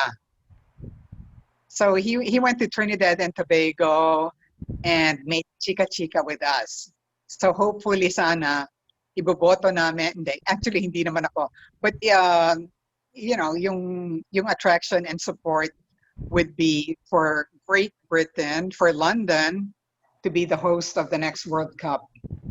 Ma'am, yung kamay mo, nasan yan? Yung kamay mo, nasaan? Saan yung kamay niya? Yung kamay niya. Yung kamay niya. Iba yung Yung ngiti kamay eh. niya. May ibig sabihin. Oo, iba yung smile ni David eh, oh. Parang, Oh. meron kasi picture kay last time eh, parang kay ma'am, iba yung smile, alam mo yan. O iba yung Oo. smile niya. Oh, is this why Ikaw, this ma'am, world may tinatago ka pala. Oh, dapat itago na lang yon. Yung nakatago, dapat itago na lang. Pero Is this why this program is running so late? yes. So the kids are asleep now. Yes. Okay, the kids are asleep. Yes. Yun. Ang dami Ma'am Christy, Coach Mike, ang dami mong shinare talaga. Lalo na ang favorite ko talaga dito sa latter part. Well, because of that 42 years. Yeah, Kami 42 kasi, years. ma'am, 24 lang eh. 42, yeah, Ha? 42 years, kids. Yeah. Kami That's ni what you Coach get when- Mike, 24 lang. Yeah, that's what you get when you're 42 years in football. Ma'am Christy, bago ko makalimutan kasi nag-comment na. Sabi ni Okay. Coach Jimmy, Ma'am Christy, pa-shoutout daw siya. Kailan daw ang reunion ng batch 80s? Nako. Well, no, we have to organize it. No, in fact, we put up a Facebook page called Filfa. Her story, instead of history, her story of women's football in the Philippines. So we have a Facebook page on that. And I wanted to trace the origins and the history of women's football in the Philippines. And hindi lang naman ako no? I actually have to credit a lot of the girls who were willing to take this path. No, the real pioneers. And syempre marami yan. Hindi lang naman ako na naglalaro ng football, no? Imposible naman yon. And these girls, these women really helped a lot and supported and believed in the vision that, football was a sport for women in the Philippines. So, yung mga baguhan ngayon, yung mga naglalaro ngayon ng women's football, you have to thank us, your lolas, okay? We are your lolas in women's football, in ladies football. We work really, really hard. And my generation, my time, FIFA would not even support, women's football. In fact, now FIFA is giving almost $500,000 to women's football. Okay, especially in this COVID situation, like FIFA is giving $500,000 to women's football alone. Kaya napakaswerte nila, no? Because now women's football, and hindi lang naman sa Pilipinas, it's worldwide. FIFA is putting so much into women's football, the development of women's football. So that's a good thing because nung time namin, what a difference 42 years makes. Wala kaming ganyan. Hirap na hirap talaga kami kumuha ng approval, ng suporta from sponsors, from the press. You know what the press would call us the soccer bells, BELLES, or footballs, FOOTBELLES. Ayun ang tawag sa amin noon as women football players. But again, because it was something new, it was novel, I guess, they just wanted to have a catchy term for women's football. Yeah. So talagang napaka layo ng narating na ng women's football, hindi lang sa Pilipinas, ngunit sa buong mundo. And again, I think I'm really proud and glad that I was in that process of like, from zero to whatever it is now. Kasi napakalaki talaga ng development. It was often a bumpy road. Minsan nga, walang kalye, walang bridge, nalaglag na lang kami sa bangin. No? Ganun yung mga situation namin noon. But we just decided that we had to climb out of the bangin and then get back on our feet and play again. No, at napakaganda nga na natuloy naman yun. Dahil nawala nga ako, no? I was in the US for a while. Natuloy na nga yun, no? Thank you to Colonel Lope Pascual of the Philippine Air Force. And he really took the cudgels to continue women's football when I wasn't there. And buti na lang from then on, parang tuloy-tuloy na lang. Siyempre, minsan mabagal ang progress. Ngayon, mabilis, no? Ganun naman talaga. But I think talagang established ng women's football dito sa Pilipinas. And of course, they've done, I guess, better than on the up and up. Yun, Ma'am Christy, the best talaga. Ano? Mm, Sabi salamat. sabi ni Yes. Ma'am Christy, lola ng women's football. Yeah, Course, I'm your Hindi lola naman. hindi in pa women's football. Wag ma'am, naman ma'am, lola. hindi pwedeng lola eh. Okay, then Jimmy is the lolo in women's football. He was our coach, so Jimmy Sumogod. Okay, so ma'am, have you have any idea na doon sa de-coaching ay natin? O ulitin ko lang, No, uulitin, okay. uulitin namin ulit ha. Oh, Okay? Local player, both of them okay, are local player. Uh, okay, both of them have competed already in SEA Games. okay. Pangatlo, yung sa akin goalkeeper, yung kay Coach Aris is Ah, coach. Buddha Pang-apat Bautista. na clue, Pangapat na clue, Marnelli Dimson. Kikiam. Marnelli Dimson. Yes, tama yung yes. So, nahulaan niya sa akin. Oh, ma'am, yung meron pang You should have just said Kikiam. I would have guessed it right away. Ma'am, sobrang dali po pag sinabi namin yun. Oh, ma'am, yung sa akin para makuha mo, goalkeeper Goalkeeper. from last Na coach. year's no, goalkeeper lang, player from last SEA Games. Okay. Female? Yes. Lahat po sila female. Ina Palacios. Yes! Si ma'am, Yun. Hello. good job, ma'am. Thank you. Ikaw pa lang nakakuha ng dalawang sagot. Patingin yung picture. Yun. Pakita mo yung picture. This one? Which one? Help. Who's that? There you go. See? No, kasi Yun. nagkita din naman kami. Nagkita kami actually in Thailand last year sa AFF Women's Championship kasi I was the match commissioner there yung sa Thailand last year sa AFF sa ASEAN Football Federation. So nag-usap naman kami.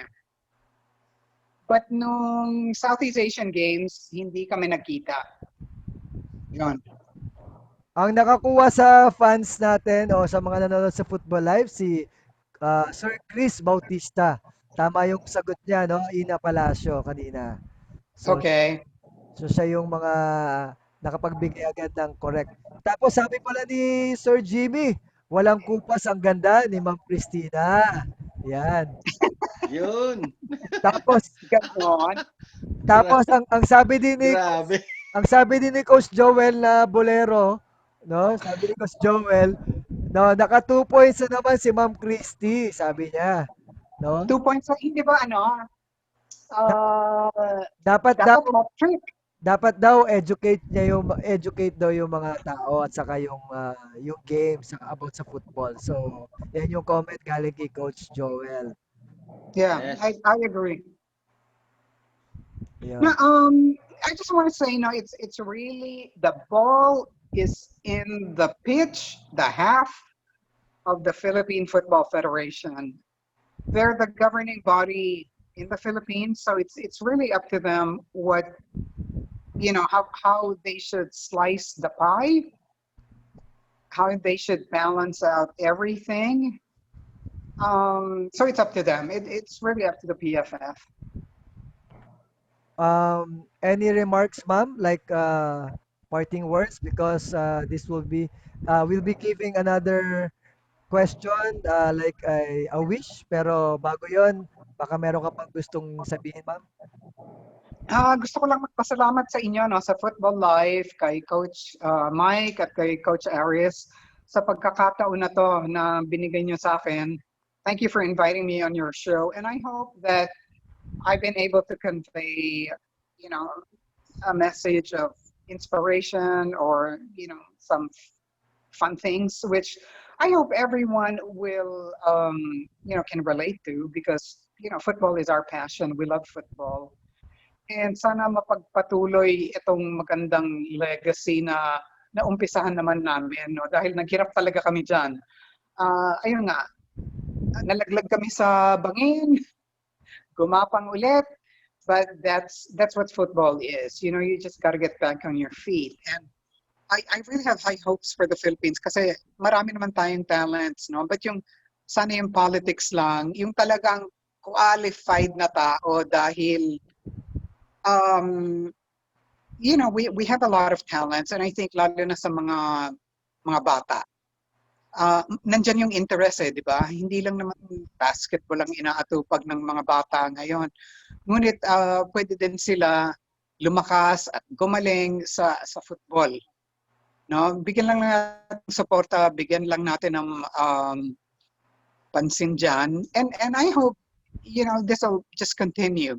Because like I've been in football for 42 years. I never imagined na mararating ko, makakamit ko yung pinakamataas, being a FIFA Women's Committee member. And in fact, ayun nga, I'm still active as an AFC match commissioner.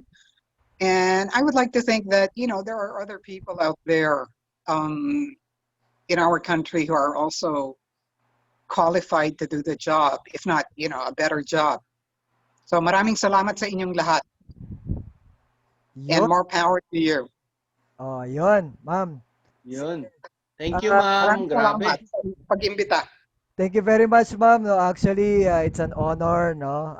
Nakausap namin kayo dito sa Football Life at napakinggan ng mga football likers yung magandang inspirational feedback galing po sa inyo. At for sure, no, kung mapapakinggan to ng mga nandoon sa office, they will have an idea on how to resolve things as well. Yeah. No, just one quick message. I hope that also the gender bias, bawasan natin yon. Meaning, lalo na sa mga kabataan din, no? Let's have mixed games, mixed competitions, lalo na sa mga younger ones, younger kids, pwede naman i-mix. At sana mas maraming mga kababaihan nga na magiging involved sa football. At, they don't have to be coaches or referees or even players, but, for example, even as ball kids, as media officers, the doctors, all the supporters. I hope there will be more women to come in. Yun. Okay. Yes. So, ma'am, May habol ako, Coach Mike. sige, sige. Ma'am Christy, bago ka mag-rest, magpahinga, habol na Okay. lang. Open ka ba? Open ka ba sa love life? When I have, Partner, ready ka. when I get. Partner, For ready now, ka. for Ready. now it's like, November 1. Like, yeah, my love life, like, it's like November 1. RIP. So that's Alright. what yeah, it's like November 1. It's, that's what it is right now. Ma'am Christy, I'll give Hindi. ganyan lang, Ma'am Christy, Coach Aris, partner. Bibigyan Okay. ka namin ng wish kasi we are giving our guests all the time kung may chance ka, Okay. ma'am, isang wish lang. ano ko ngayon, tapos ipapasa ko sa iyo yung genie. Tapos may isang wish ka, ano po yun? Talaga. And Si I hope Beckham you ba yan? fulfill Si this. Beckham. I hope you fulfill this wish. Okay? Yes. Talaga, malakas yung genie mo, ha? Yun, oh. Talaga. Okay, this is my wish. Are you ready? Yes, ma'am. I Yes. hope and I wish and I pray that they find a cure for COVID-19 soon. That's my wish. Okay, Genie, do your stuff. Yes. Yun. Oh, hey, Yes. keep safe. Keep Yun. safe and stay healthy. All right. Thank you very much, ma'am. Okay, I hope your Ako, Genie may is wish. May strong wish enough. ako. Okay, why? Hopefully, you will run for Presidency? an office. Maybe PFF president. And then manalo ka Hello? para What I lose here? lahat ng sinabi mo ay ma-implement. Ulitin ko, ma'am. Narinig mo? Maraming salamat. Hindi, naputol ka. Ulitin mo, partner. Ulitin mo. Baka nagbibingi-bingihan din si ma'am eh. Parang Oo. Oh, si Coach Buda. Sige, go. yes. Oh. So, ang wish ko naman, sana maisip mo na tumakbo sa PFF and then manalo ka para lahat ng sinabi mo ay ma-implement natin. Maraming Yun. salamat. Maraming salamat talaga sa tiwala. Yes. Ma'am Christy, Maraming salamat sa suporta. bago ka namin hindi naman paalisin kasi para naman pinalayas, no? Bago ka magpaalam sa Football Life at sa mga viewers, ano po ang football para sa iyo? Yan. Ay, naku, mabigat na question, no? Pero medyo madali din. Dahil sa akin naman, no, football nga, like your title, the show of your the title of your show, you know, football is life, okay, sa akin. That has been my passion. At,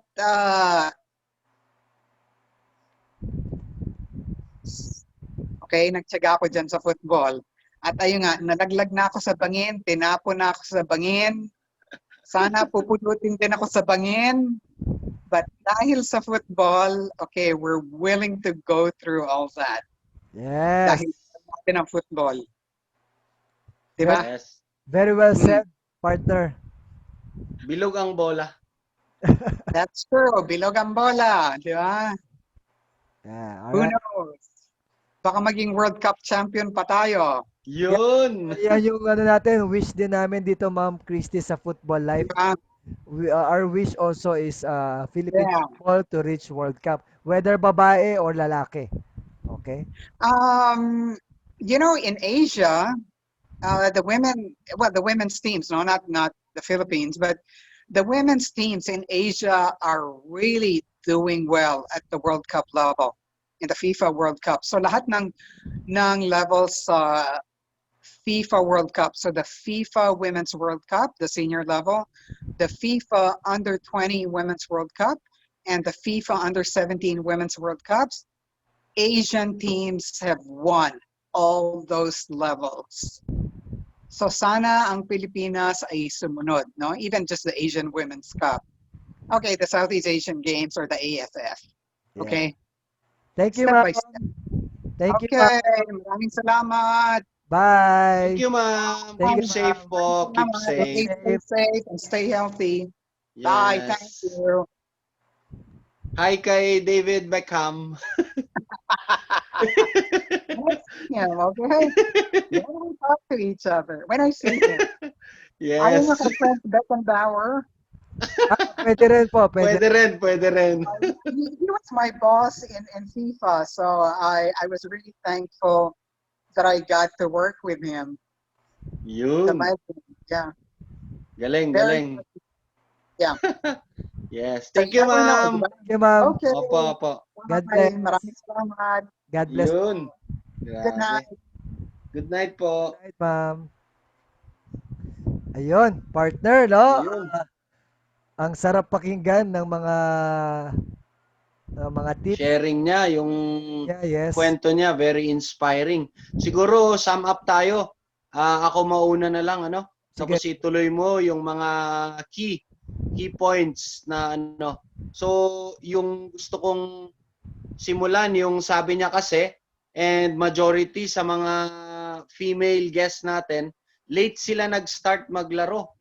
So si Ma'am Christy, sabi pa nga niya, volleyball player pa siya nung una. Sophomore siya, 1978, tsaka siya nag-start mag-football sa UP Los Baños nung in-encourage siya ni Coach Ed Magallona.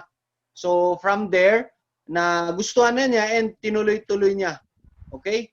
And then meron din yung time naging national team captain siya and he really worked hard. Hindi lang sa loob ng field, even in getting sponsors, in working as parang assistant coach. And dun siguro na-develop rin yung leadership niya. Di ba? Uh, Tapos, aside from sa UP, national team, Air Force women's team, di ba? Pumasok na siya as commissioner sa AFC. So, match commissioner. So, ganun naman yung development ng sport. Hindi lang as player magaling, hindi lang sa coach. Meron tayong referees, meron tayong match commissioner. So, isa siya sa halimbawa. Kung baga, local player, local personality, naging AFC, and then naging FIFA. And ang dami niyang sharing, ang daming kwento. And imagine, 42 years siya sa football. Gusto ko ring i-mention yung sabi niya na local grassroots over foreign recruits. So humugot siya doon, yung pag-develop natin ng local grassroots program. Instead na kunin natin or ituloy natin yung, although pwedeng tuloy pa rin yung foreign recruit, pero yung grassroots program natin dapat mas ma-establish, mas ituloy natin. And I think yun din yung parang hugot natin, na youth coaches, grassroots coaches. So, ang sumunod doon, yung women's rights and values, okay, for our players. So, we have to respect yung women's, yung ethical, standard kasi meron siyang na-share na experience na sana lesson for everyone. Okay? Ginawa lang niya iyon. Not to really magmamulitika or ginawa niya iyon to give a lesson. Di ba? Ginawa niya iyon kasi hindi dahil gusto niyang mapahiya yung tao, pero gusto lang niyang mag-erase yung issue, yung women's rights, yung sexual harassment, di ba? So para ma-educate yung kababaihan, ma-educate yung football players kasi tama nga naman. Hindi rin biro na papasok ka pa diyan para lang gawin. So ang ganda, Tapos Coach Mike, ituloy mo siguro yung latter. Maganda rin yung mga na-mention niya sa huli eh. Actually, nung mga binanggit niya yung about sa ganyan, napaisip ako dun sa aspect ng yung local grassroots, no? Sabi kasi niya, ina-highlight niya doon yung development na why don't we believe in our own, no? Tayong mga Pilipino na kaya nating ma-develop yung football na katulad ng ginawa ng Vietnam, ng Thailand, na they trust their own countrymen, di ba? Tayo mismo dito sa lugar natin. Importante siya kasi it will really boils down to the development of our grassroots program. No, especially kung ano ba ang kayang gawin ng mga coaches natin, no? Importante 'yun eh. Ano ba yung natutunan ng coaches natin? Hanggang saan ba yung kaya nating maituro? Competitive ba tayo or talaga bang hindi natin kayang maibigay yung dapat para sa mga players natin? Okay? So, yung sa part naman na 'yan, no? Yung pattern ng local youth games sa AFC, malaking bagay 'yun na highlight ni Ma'am Christie, no? Yung tournament na hindi na lang siya like festival type why don't we form tournaments that league type, no? Na maraming games yung mga players natin continuously naglalaro. So I think that's a good point na in one way the other, considering na archipelago tayo, maybe we can work things out like paano natin siya ayusin na magkakaroon ng hindi na siya festival type but a league type tournament. Tapos ang maganda doon partner, no, yung sabi mo nga na nakataba ng puso mo, yung pag-promote ng futsal, no? Kasi nga we can never compete against basketball. It's given, no?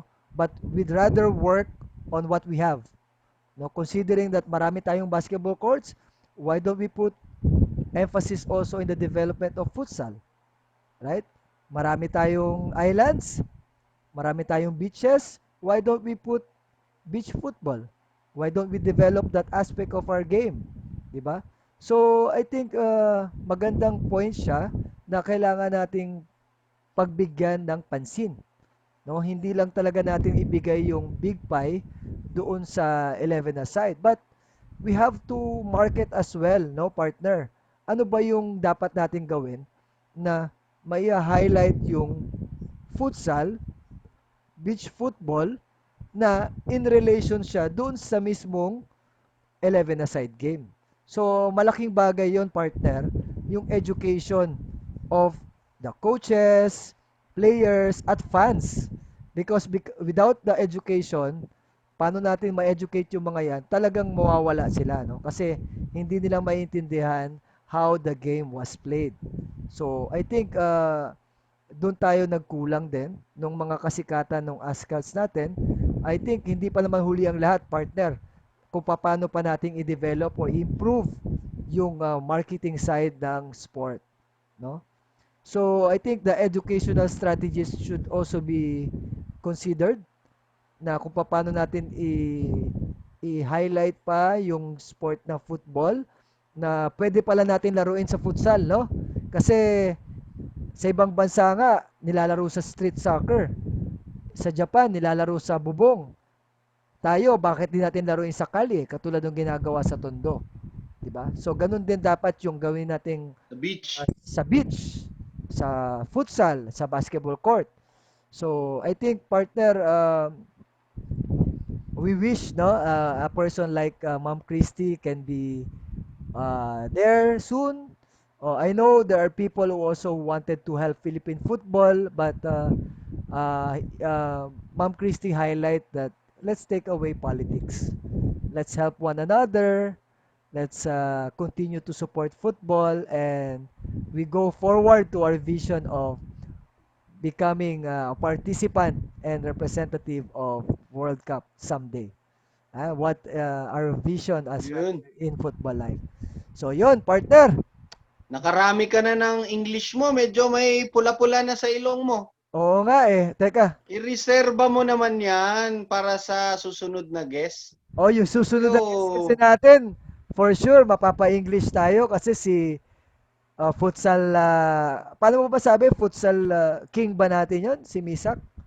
Partner? Masasabi ano mo? ka ba? Ako yung futsal king.